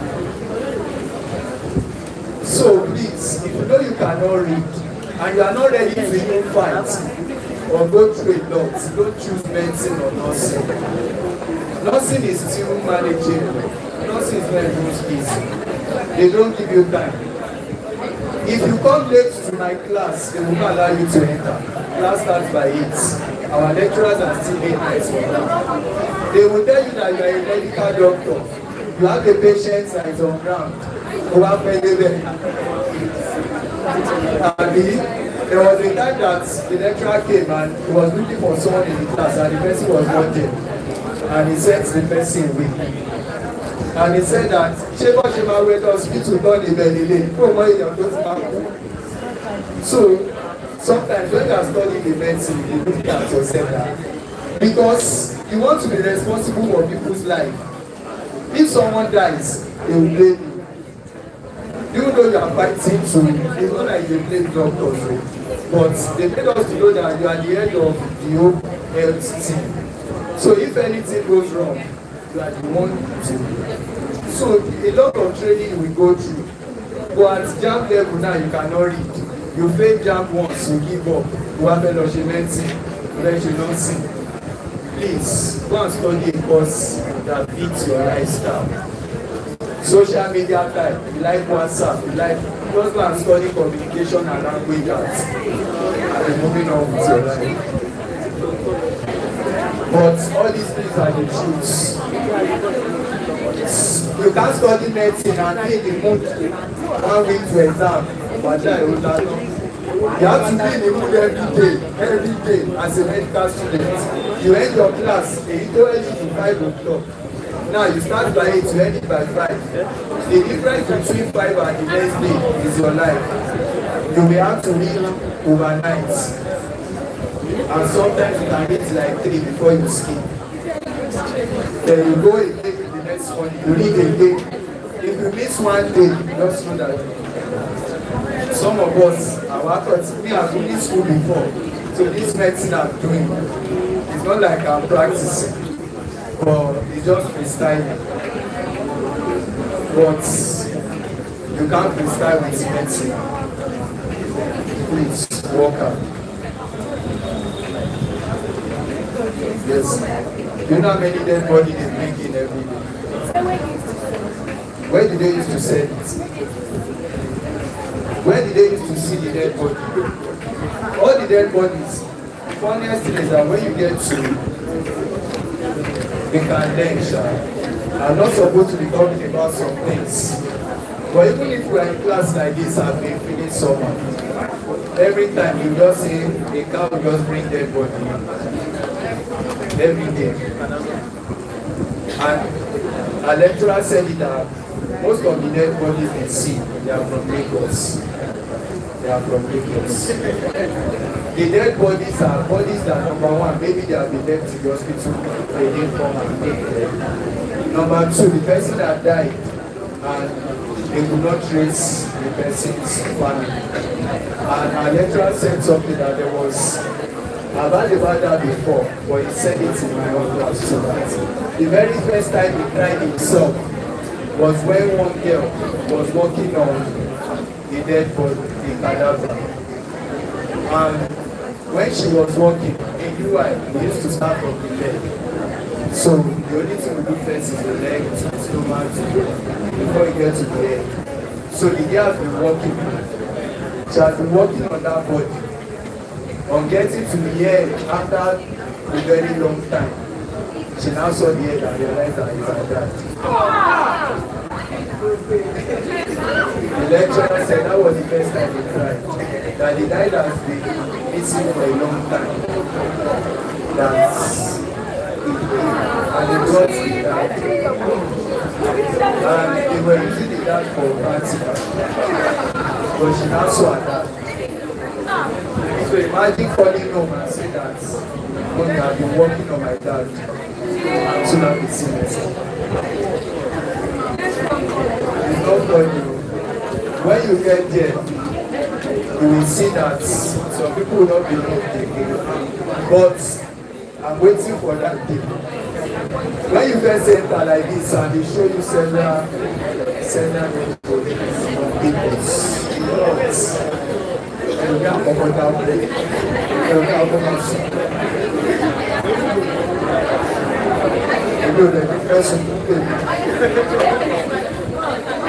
can we move on, please? Number one, what's the answer?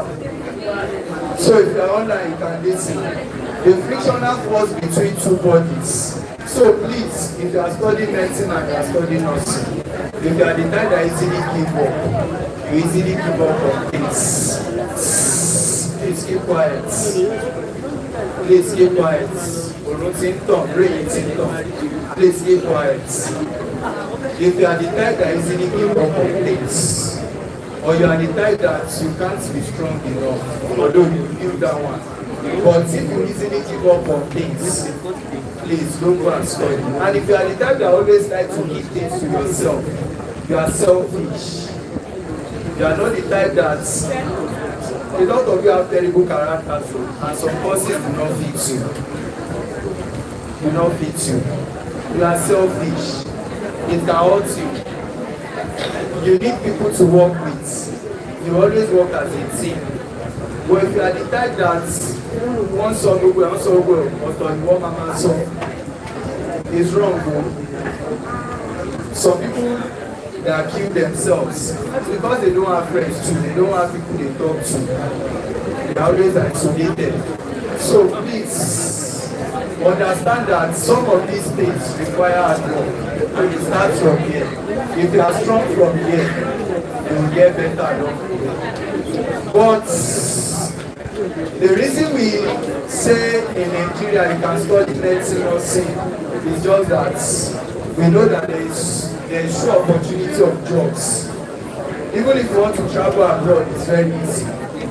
It's one of the reasons. But if you study microbiology, you can end up being a teacher. We just pray that things get better in the country. But if you know your ways and you are wise, if it is for money, don't study medicine. But if it is for seeing something to get a job, you can study medicine. You always see something to do. Being a nurse, you always see something to do. So that's the thing. If you just want to now package yourself, you can even make billions. But there's nothing in real life that does not come from wisdom. So God will help you. Don't give up on yourself, please.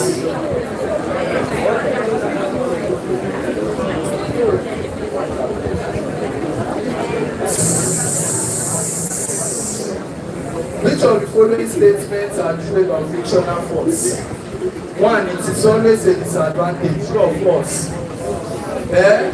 It is not always a disadvantage. It has its advantages.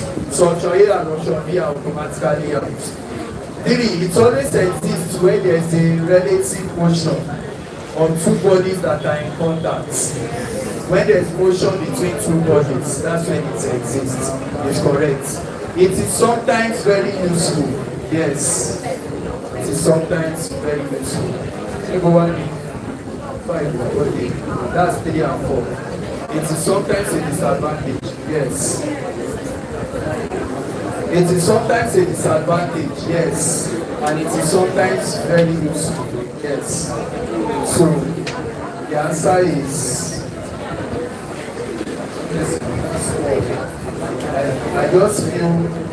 I feel the most important is what you should pick here. 2 and 3 are correct, and 3 and 4 are correct. But it is sometimes very useful. I would say that it is even always not to say that it's correct. It is more of a disadvantage than the advantage. But because of you buy machine today, wears and tears, you buy shoe. But it's just that the advantage is more clinical. Without it, we cannot work. Without it, cars cannot work. So it is sometimes advantageous, it is sometimes disadvantageous. So the answer should be 2, 3, and 4. But we still say that just read 4. So please, number 1, are you there? The frictional force between two bodies, A, exists only when there is relative motion. B, acts as to oppose the motion producing it. Yes. C, depends normal reaction between the two surfaces. Yes. It's independent of the area in contact. Yes. So the answer is all of the above, Abby. So all of them are correct. Are you there? Number 2. Number 3. That's why I said we should look for liquid. Number 3. Can you see the question in number 3 now? Wọ́n béèrè àbí wọ́n béèrè? Ẹ jẹ́ ká wá wò bóyá lè ṣe. A body of mass 6 kilograms. You see, with all these stories, funniest thing is that it's a simple question. A body of mass 6 kilograms rests on an inclined plane. The normal reaction is R and the limiting frictional force F is 30 Newton. And G is this. Calculate the angle of inclination. They are saying that what is theta? The body is not sliding down. What did we say about theta? Is equal to tan theta. Abby, you remember this? Because we said frictional force will be equal to applied force.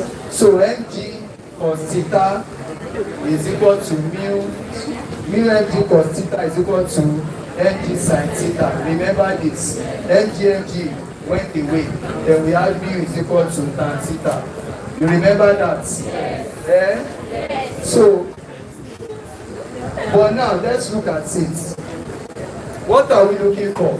Theta. Okay, we will use the rest. So they gave us the frictional force, Abby, 30 Newton.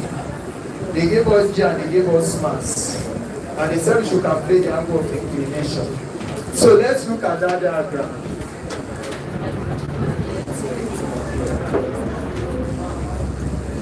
So looking at the diagram, this is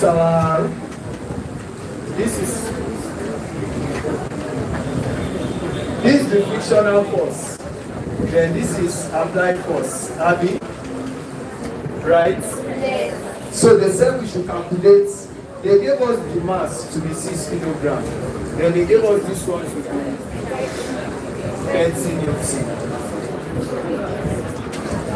You remember something? You can't use that.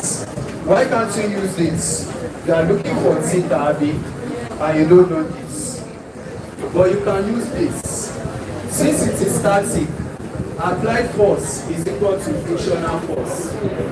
Abby? Yes. Now, what is your frictional force? 30 Newton. Then what's your applied force? Applied force is mg sin theta. Abby? And frictional force is 30 Newton. Do you agree to this? Yes.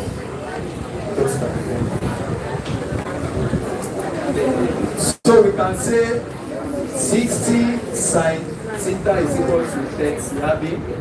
Then theta is going to be 1/2. Abby? Then theta is going to be at sin 1/2. That should be like 30 degrees.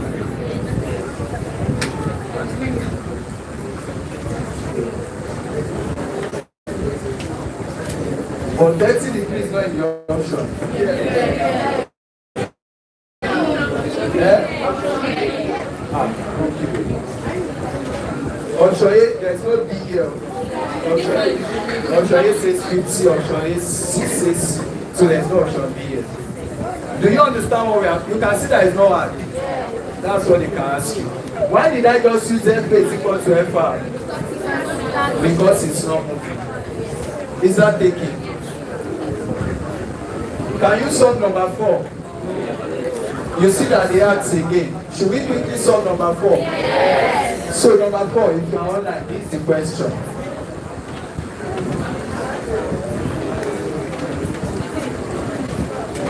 Ọlọ́run physics, iṣẹ́ ní physics o. Mi ò fẹ́ lè parí physics.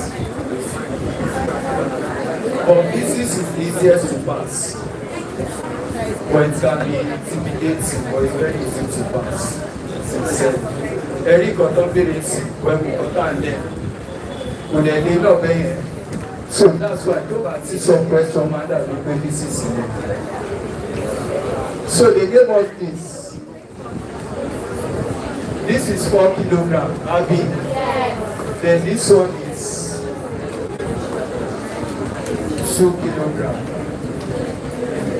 They now said the amount of 2 kilograms on the surface, mu is equal to 1/2. That shows that this surface is rough. Abby. Oh yeah, what are we now going to do? They said if the acceleration due to gravity G is 9.8, then the mass will,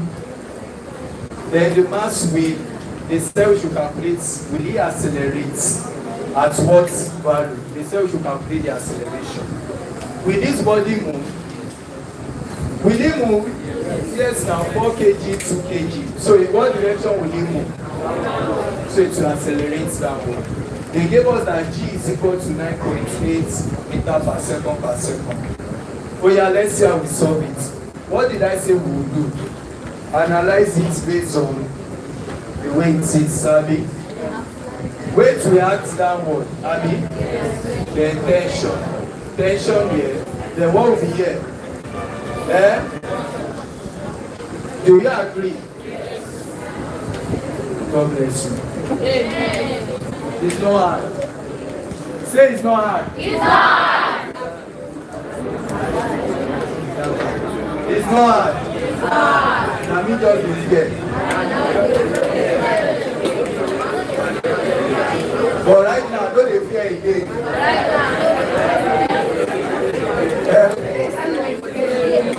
Let them bring it.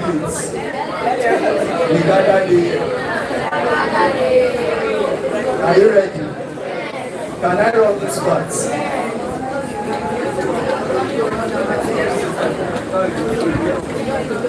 Have you seen it here?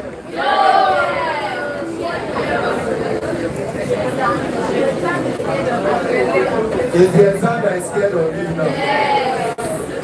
So yeah, let's analyze. Since there are two bodies, you will just split them.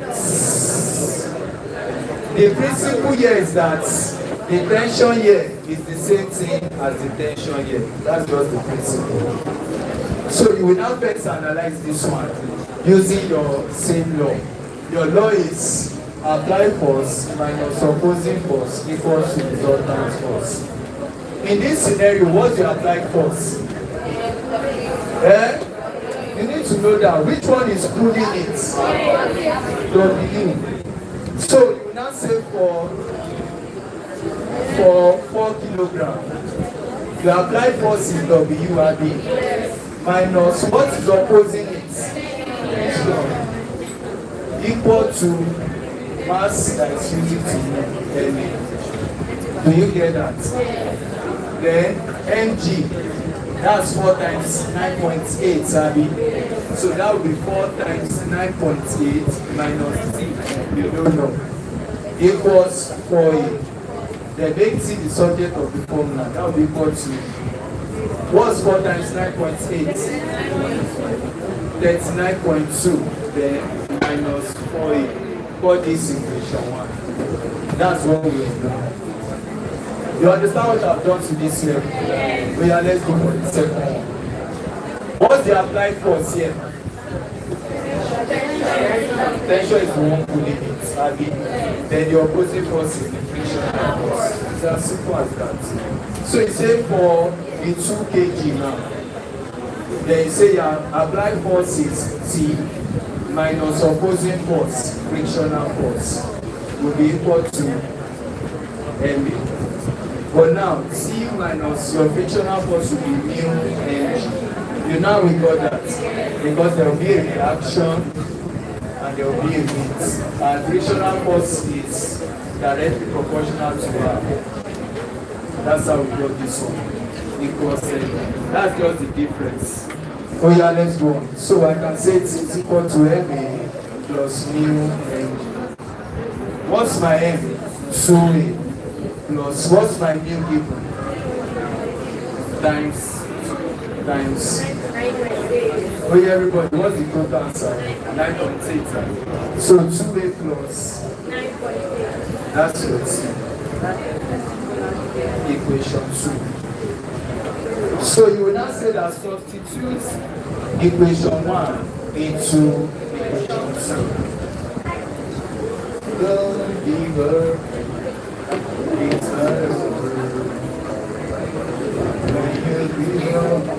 so you equate this and this now, since the t's are what the same.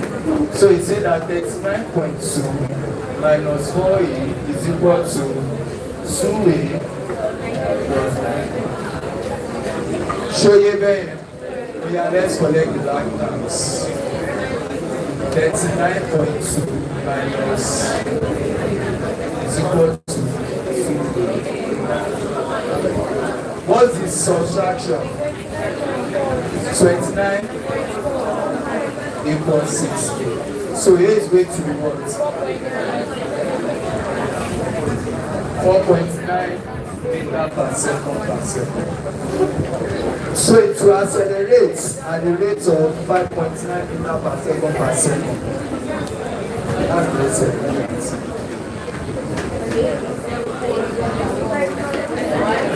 Are you true? Please, do you understand this? It's not hard. It's not hard. I promise you it's not hard. Oh yeah, let's solve the rest. Where is this basket?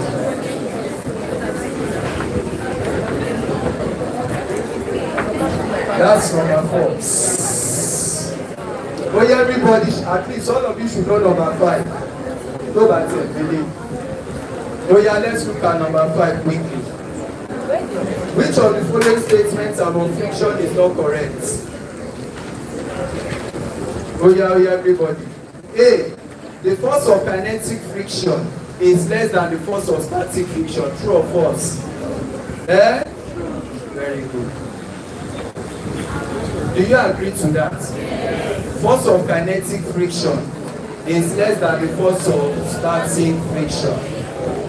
Static friction force is always more. I mean, it will be difficult to pull the body. Are you ready? B. The force of kinetic friction between two surfaces is independent of the area in contact, and the normal reaction is unchanged. True or false? True. Option C. Force of rolling friction between two surfaces is less than the force of sliding friction. True or false? Eh? True. That's true now. Rolling friction, you apply less force. I mean, sliding, you apply more force. D.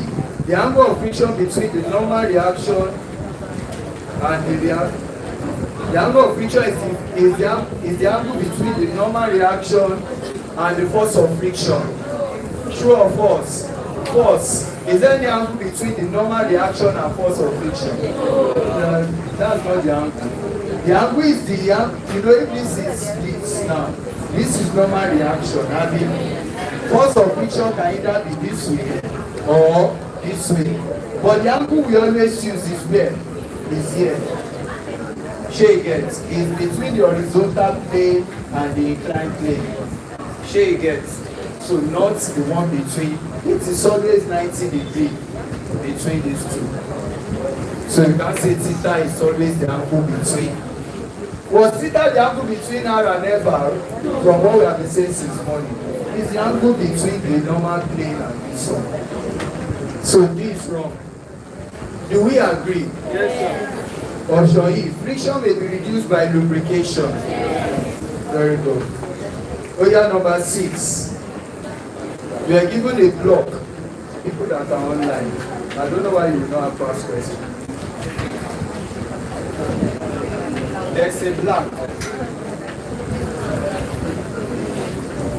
Then you apply a force of pull.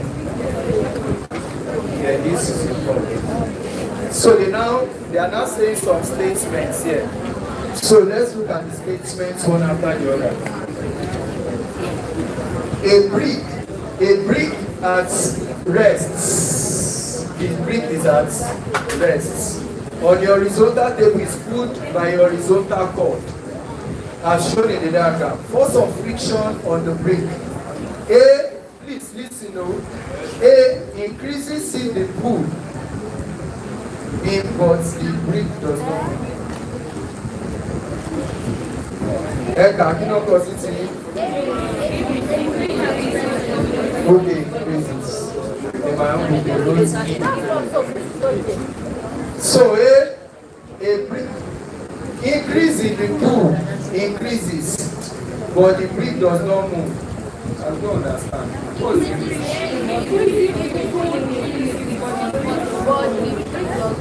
What's increasing? Okay, the force of friction on the brick increases if the pool increases, but the brick does not move. Since they said it is at rest, you remember what I told you? That if you pull with 20, frictional force will be 20. If you pull with 40, frictional force will be 40. If you pull with 50, it's increasing, but the brick is not still moving. Do you get that? B is directly proportional to, is directly horizontal to right. I don't understand this book. What are they saying? Is directly, is the frictional force horizontal to the right? Why? Because friction opposes motion. All these are the things that we ask you in the exam. It's just to apply you already know the laws of friction. It is now your ability to start applying those laws that is left. They said that the force, the frictional force will be to the right. Will it be to the right? If you are pulling this way, where should the frictional force go? Left. Because frictional force opposes. So it's not hard. Don't make life too tough. C decreases if an identical block brick is placed on it. With the friction, if you now place another block again, will the frictional force decrease? What can you use to prove that? You must be thinking about these things. That's how your brain must work. It's not just to answer questions. Give reasons. That's how your brain will develop. If I add additional load to this thing, what will happen? The weight will increase. What will happen to the reaction? It also increase. And frictional force does what? Depend on reaction. If reaction increases, frictional force will increase. That means that if you double the weight now, then frictional force is directly related to R. R will also double. Abi? And frictional force will double too. So which means that that statement is wrong. It should not increase. It should. That's how you know. You analyze every options.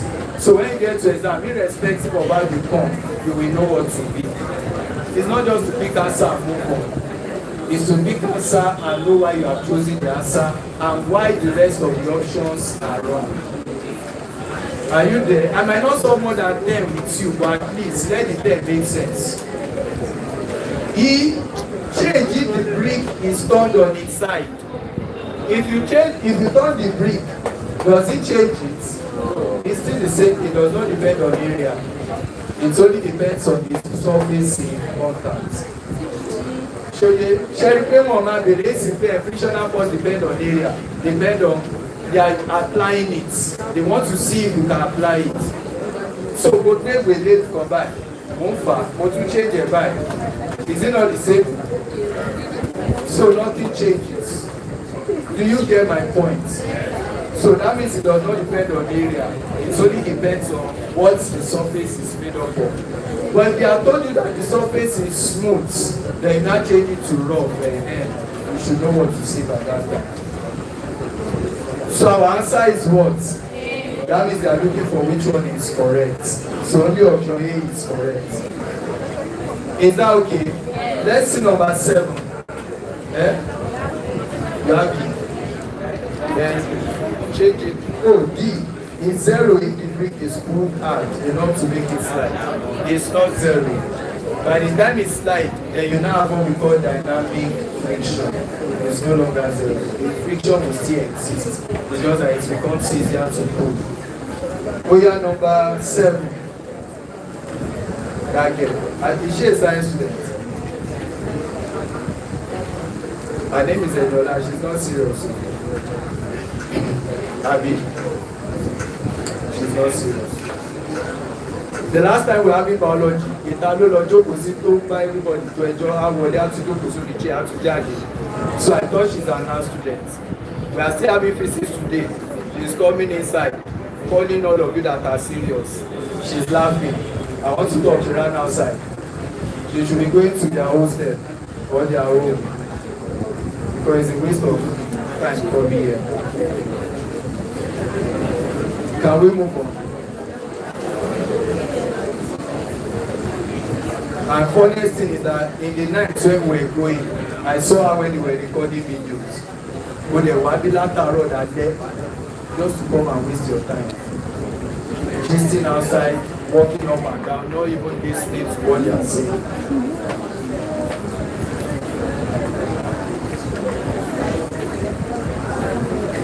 No, that's why I thought she's an art student, because the arts were around that time too. And she's a science student. Better go and change to art. The mental block of mass 5 kilogram lies on the rough. When you are solving most of these questions, always try to draw diagram along. In physics, we call it free body diagram. To analyze your problems. Physics is very simple. You just need to practice. And you probably need a good teacher too. Because you cannot really read physics on your own. It can be frustrating. But you can still read chemistry to some extent on your own. Physics is like maths. So you have a mental block of mass 5 kilogram that lies on the rough. So you have a rough surface. And there's a metal of 5 kilograms that lies on the surface. Then they said that if your horizontal force of 8 Newton applied to the so you apply a force of 8 Newton to make the body slide. Is that taken? Through its center. Then the coefficient of limiting friction is block between the block and the platform.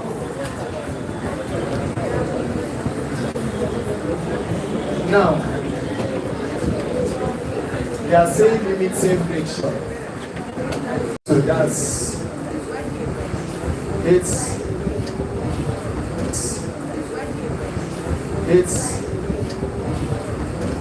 equal to B S times 5. So US is equal to 8 over 0.6. No units. Do we understand this? You can see that what they are asking you are no one. With the little knowledge. Number 8. With everybody. We have solved number 8. What's your one fairly true? No matter be number 8. What's your fairly true? Number 8 to the name. What are you? Shall we see?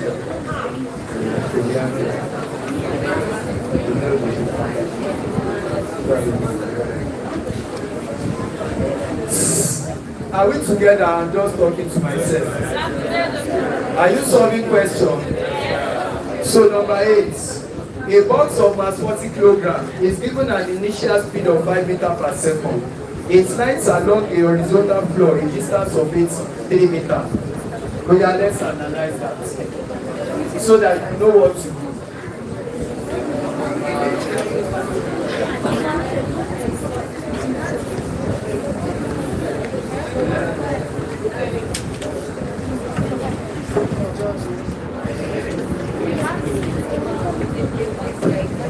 So you have a box.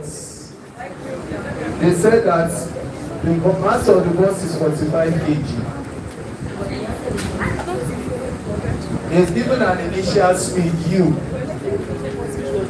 and that speed is 5 meters per second. But you want to be related motion. So it slides along the horizontal plane and it covers a new distance. That is what's movement. So from here to here, what's the distance? Before coming to rest. If the body comes to rest, what do you think they are telling you? V equals 0. Oh yeah, could get information and then they now say that what is the coefficient of kinetic friction between the box and the floor? Coefficient of kinetic friction. That shows that the body is in motion. But how do you solve this now? Do you have anything like applied force, opposing force, and resultant force? The resultant force is what is moving it. Abi? And that's why your resultant force must be equal to NA. Abi? But you apply force minus the resultant force minus the opposing force will be equal to resultant force. But now, you want to get for the frictional force. You already told you that it's moving. That means that this FR is equal to your kinetic. You remember I told you that if they told you 60 and 50, what is making it to move? That means that this minus this is what is making it to move. And that is equal to MA. And that thing that is making it to move can still be equated to the what you overcome. That's the dynamic friction. That's the frictional force. I hope you're getting that. And that frictional force now is mu K mg, which will be equal to MA. Do you get that? This one is the applied force, the resultant force. This is the dynamic force that is moving with. So they are equal now. So at the end of the day, my mu K is what I'm looking for. M and M can go, and that will be equal to A over G. I know G, but how can I know it from all these parameters? How can I know it? You can use V square equals U square plus 2AS. You know V square, 0 square equals 5 square plus 2A. That's 25 equal to 6A. A equals 25 by 6. Is that correct? Let me leave that here. There was my G. So now let's bring that here now. A is 25 over 6. When you don't have a calculator, these are the ways you work. Or you don't want to waste time. You don't need to start searching for calculator. A is equal to this. Then quickly bring it here. 25 times 1 over 10. Because this is 1 over 10. 5 here, 5 here, 2. That's what 5 over 2. You can now use your calculator to punch that one. So the depth is a fraction like that. So that's our answer. Do you understand what we just did here?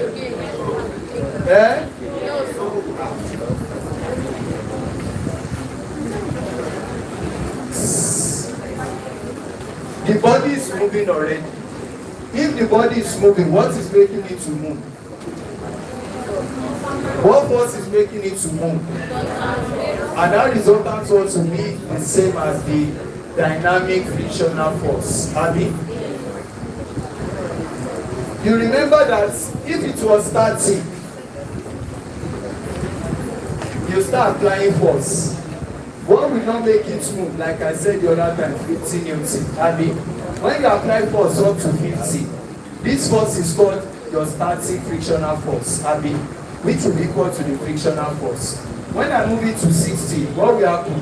It will start moving. Now, what is making it to move? Just 10 Newton. That means I've overcome the frictional force, and now I have 10 Newton that is making it to move. This 10 Newton that is making it to move is going to be the one that is opposing it now. But they are moving together. So as you are dragging it, the frictional force is 10 Newton. The force you are applying is 10 Newton to move. But it's just that it's easier now, but they are moving. Are you lost? You know why we said kinetic friction is greater than, out of 60, okay, let me do it this way. Out of this 60, what is your static frictional force? Why is it 50? What is opposite is 50? When it starts moving, it's not the 60 that is making it move, it's just the 10 and go. When it starts moving, there is still friction. So that 10 is used to overcome a friction, but it's moving. That friction that is allowing it to move with it is also opposing its movement. So how much is it using to move? 10. How much will be opposing its movement? 10. So the dynamic force now is 10. The applied force making it to move is 10. The static force is 50. Dynamic force is 10. But now they didn't tell us that, oh, there's an applied. They only told us we should know that there's a force making this guy to move, since it is dynamic. And that force is equal to MA. Abi, it is that force that will balance what is opposing it. That's frictional force. Abi, what is the frictional force opposing it? Is it dynamic or static? It's dynamic. So that means the resultant force you are applying that is using to move now is equal to what is opposing it now, but in terms of dynamic. So you can now say that the force you are using to move it now is just 10 Newton, which is equal to the frictional force. It will equate this. That's mu mg.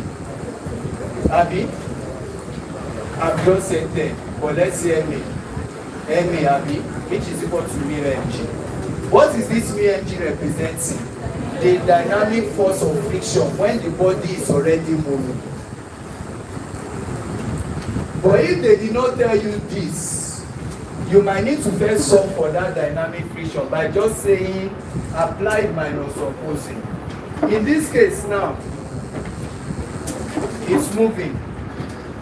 I apply 60, opposing is 50. Can I just use this 60 and equate it to the dynamic? I can't. A part of that 60 is static. Only 10 is dynamic. I don't know if you understand the analogy. So in that case now, in this case, I must say FA minus F is equal to FR. But here, if I show you this and say, what is moving this guy is 10. Now, it's already moving, but it's on the rough surface. Being on the rough surface, it will overcome friction.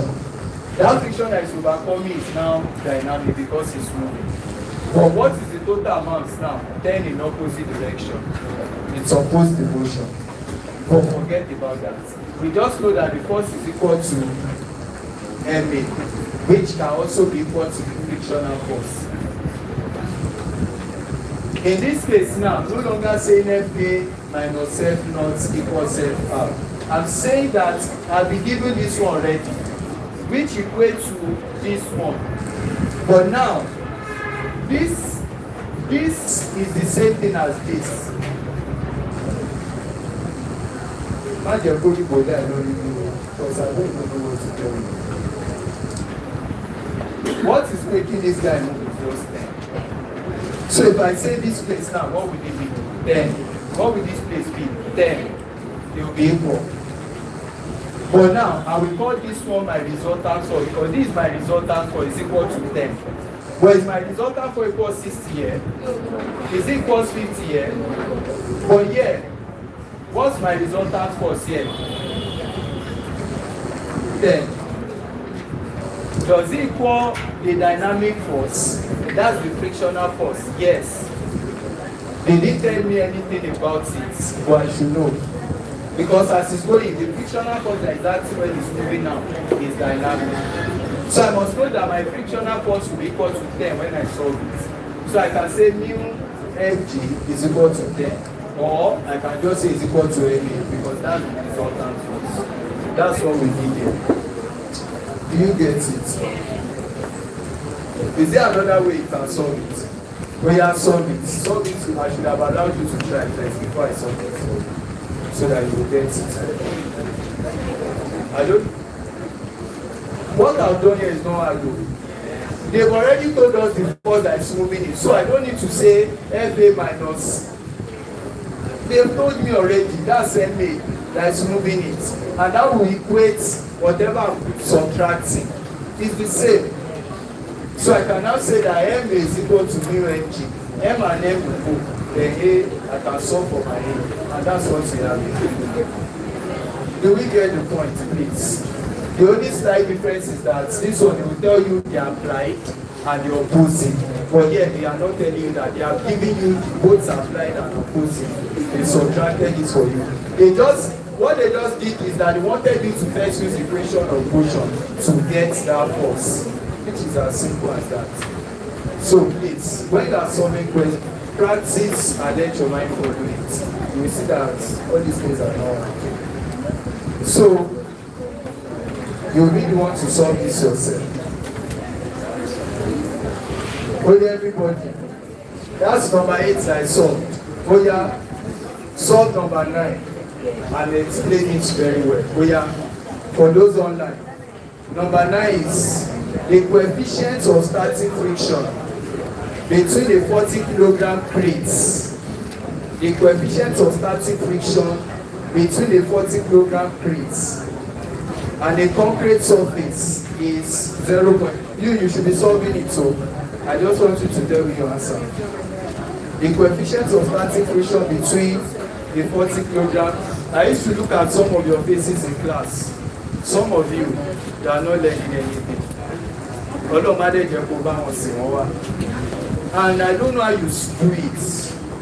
You will come a day, they will do everything, you will not learn, you will go. Say you know Lumawalo joking.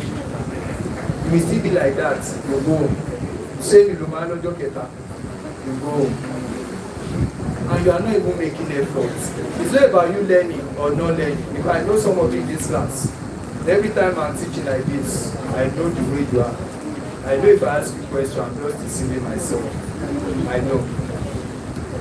But I just don't want to be pointing hands, fingers. But sometimes you can come to class and things you are learning in the class looks tough.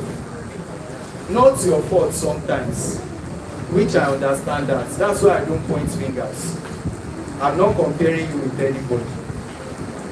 You might not understand, yes. It might take you time to think, yes. But the problem I can have with you is not even trying at all. You will not go home and say, this thing they taught us, I really do not understand. Can you please explain to me? Find someone to explain. Keep trying your best. Let them see you with books. Keep reading. Go say a year, but you shall keep trying. Until come and be here. But go she no shame for like she simple pendulum. One law, how are you doing it? Throughout the whole month, throughout 4-5 months. They will not write exam, you now score 160 something. Your parents will not be like, I show mommy, she go there with primacy. No, she got no more with primacy. Your parents can even join people that will say that, go result don't post it and take me, more come there. Whereas, money problem, a very big one. Because not knowing book is not a problem. Failing an exam is not a problem. But coming to class passively, just come to class. You will just come. You just sit down there. After the class, you go home. Next day, when you get home, you want to come back to my jet. Next day, you come to class again. Cash 12 hours, slave hour. Cash more 2 hours. But you are not yet, and you will just sit down and be looking. There are a lot of you like that in this class too. Please, don't be passive, be active. You can learn and not understand. That's why you learn and relearn and relearn. Everybody, all the new things they are teaching me where I am now, it's looking strange to me. But I will not, because of that, now go want to do with that. I will not, the federal government, not someone school, because I want to run of school. So I will not, because of that, now go home and say, because my lecturer, I really did not understand. I will have to go back home and read and do everything I can do to learn it, to make sure I know it. Because you will not give me an exam and I want to fail it. It's the same way. And in the same class, immediately the man is talking, some people they are, yes. Some people have graduated in the same this thing before. Some people have failed that class before. Some people are, so you can't compare yourself. Some people can't reason not to marry go because lecturer am on the carton. So lecturer sort of like go to say what to best honest. But you that didn't read everything before lecturer, you are going to face your own challenges. So when a box of mass 45 kg is given an initial speed of 5 meters per second, it slides along the horizontal floor a distance, okay, we have done that one. The coefficient of static friction between a 40 kg crate and a concrete surface is 0.25. Find the magnitude of the minimum force needed to keep the crate stationary on the concrete base, inclined at 45 degrees to the horizontal. Everybody, what's the answer? Eh?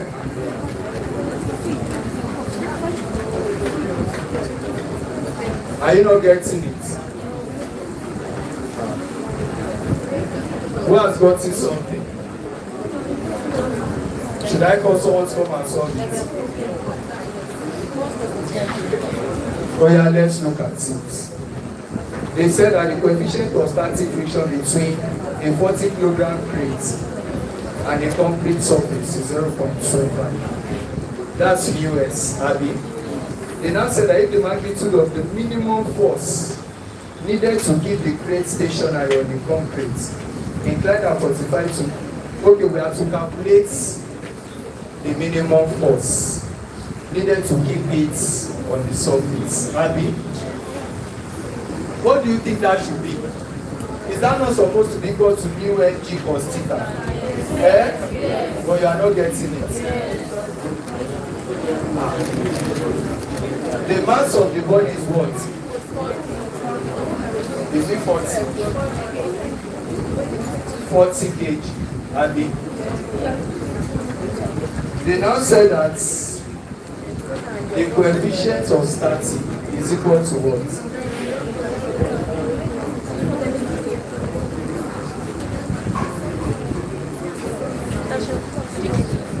So it is implied that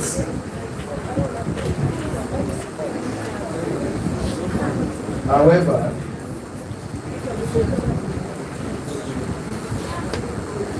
minimum needs to keep, okay, the magnitude of the minimum force, that's the force you need to apply. Abby.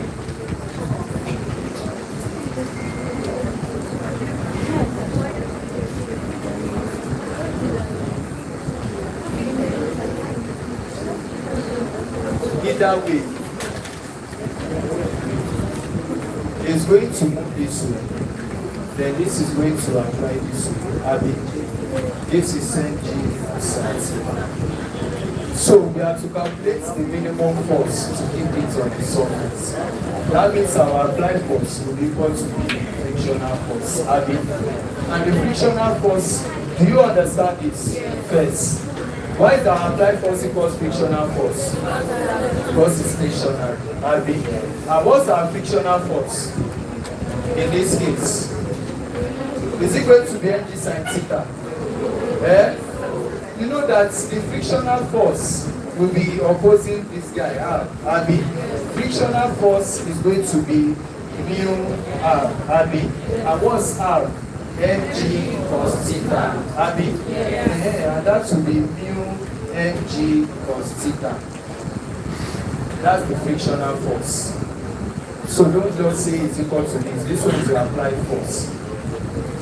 This is the frictional force. So now, and you are given mu, so you should know you are using this. You can't use this one. Normally, for it might not be frictional. So that's mu Mg cos theta. And that will be what? What's your mu? What's your m? What's your g? Because what would that give us?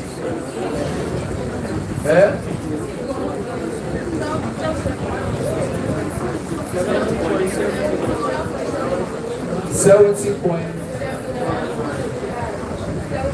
That's the frictional force, Abby. Now, let's check something again. What would have been the applied force? I'm going to see, maybe the force is upward because this does not go with my option. It's fine. Let's look at this. So the applied force here can be equal to this array. So the frictional force can still be equal to the applied force. And that is mg sine theta. And that's what? 40 times 10 times sine 45. What would that give us? 282.8 newtons. And that's 283.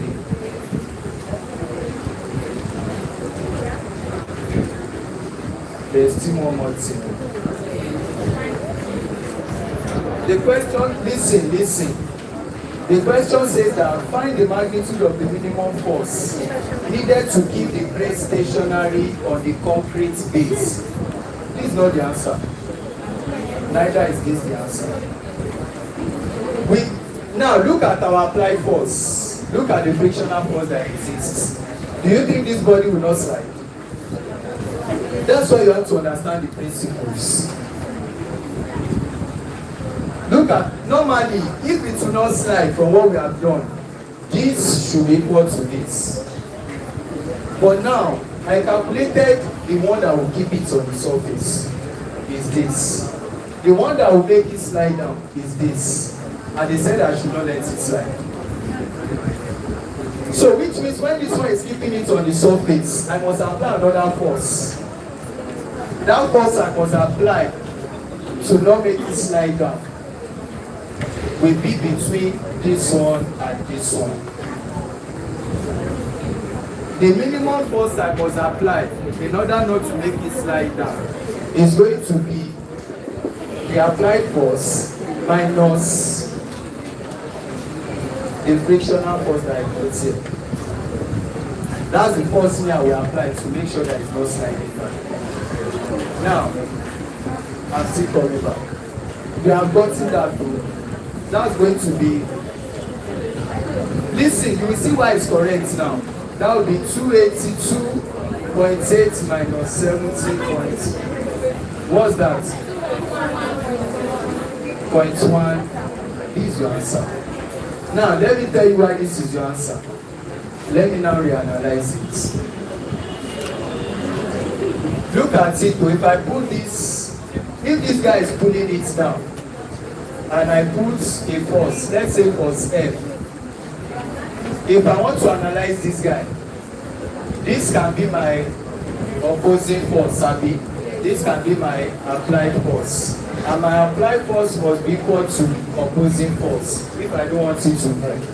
What's my applied force? Mg sine theta. What's my opposing force now? F plus FR.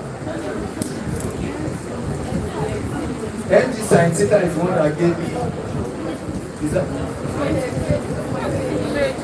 Is one that gave me 282.8. What's the force that someone is applying here, not to make it slide down? That's what we got here. 212.1. Plus, what's the frictional force we got? Are they equal?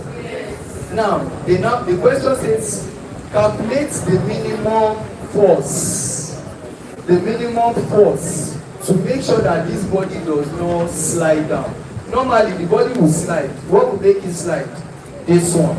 Abi? The body is still on the surface. What is the one keeping it on the surface? But do you think Now, for it not to slide, this one that is keeping it on the surface is incorporated here.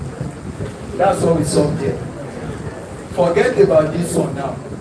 For this body not to slide down, if the body is sliding, it's sliding with 282.8 Abby, but the frictional force that is opposing it is 70.81. That's it. They now said that force will not be that they apply so that for the slide. Do you get it? What force will you, even a past question can solve it and get it wrong. What did they think in 2 and 2? So you can see. So just understand the principles. Physics is not about cramming. It's about know the principles. Then when you are solving questions, be applying them. That's why as a math student you have to be intelligent. As a physics student you have to be intelligent. As many of you are lazy, that's why you chose biology. Because you are lazy. Some of you chose medicine, not because medicine is because biology you feel it's simple. Yes. And biology is tough. But when it comes to physics and maths, you might still read biology and nobody teaches you and you still pass. But when it comes to physics and maths, you are so lazy to think. And the moment you are lazy to think, you can't do physics and maths. You can still do chemistry and biology. And that's why when you are doing biochemistry, you now get to university, you start having problems. Because in biochemistry, you start doing maths. So as a biology student, the moment they tell you are doing maths like this, it will be as if end is going to fall. So please understand this. They said that what is the minimum force to make sure that this load will not slide down? First thing is, what is the force that will make it slide down? Mg sin theta. Should you remember that? What is the force that will make it not slide down? Frictional force. Abi? Now, by the time you calculate frictional force and get 70.8, and the force that will make it slide down 280, will it slide down? Yes, it will slide down. Because the force that will make it slide down and the frictional force, they are not equal. If they are equal, yes. When you calculate the frictional force, 70.81, you calculate the force that will make it slide down, 282.8, you should know that it will slide down. But in order not to make it slide down, what do? You apply a force to pull it back. That force you apply to pull it back will not be equal to what? The difference between this and this. That's what will not make it slide down. That's the question they're asking you. Are you there? You are still lost. Eh? Please, do you understand? It's not every time that everything will come directly. You use your brain at times. But when you practice, you will know that when you get there, you cross it. Heritage, do you understand it now? Eh? It's better. Practice it. Calliper. What do you want for break? Did I tell you that? Yes. When did I tell you that one? You have not done anything. As you mentioned, density and pressure. I'm not even sure your brain is ready for this. And you can mention that next week. Today I'm supposed to just be talking like this and you will be saying yes. In 10 minutes as a malediction. Don't let you change them.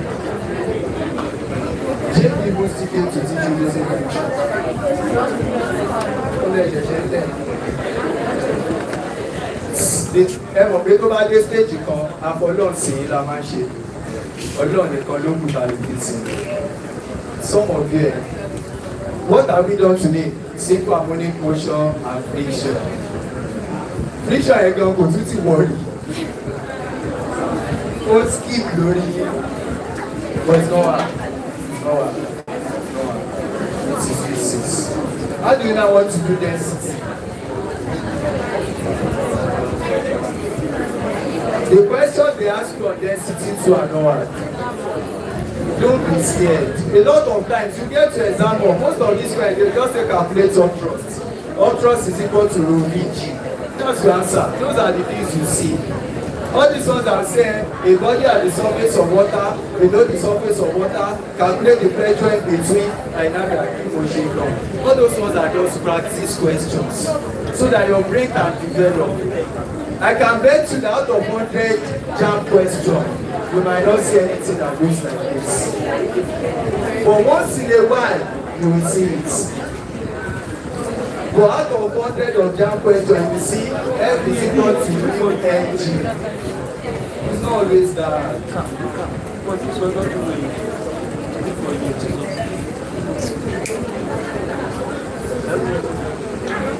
There are some secondary school students that will score 350, 360, and they don't know all these things.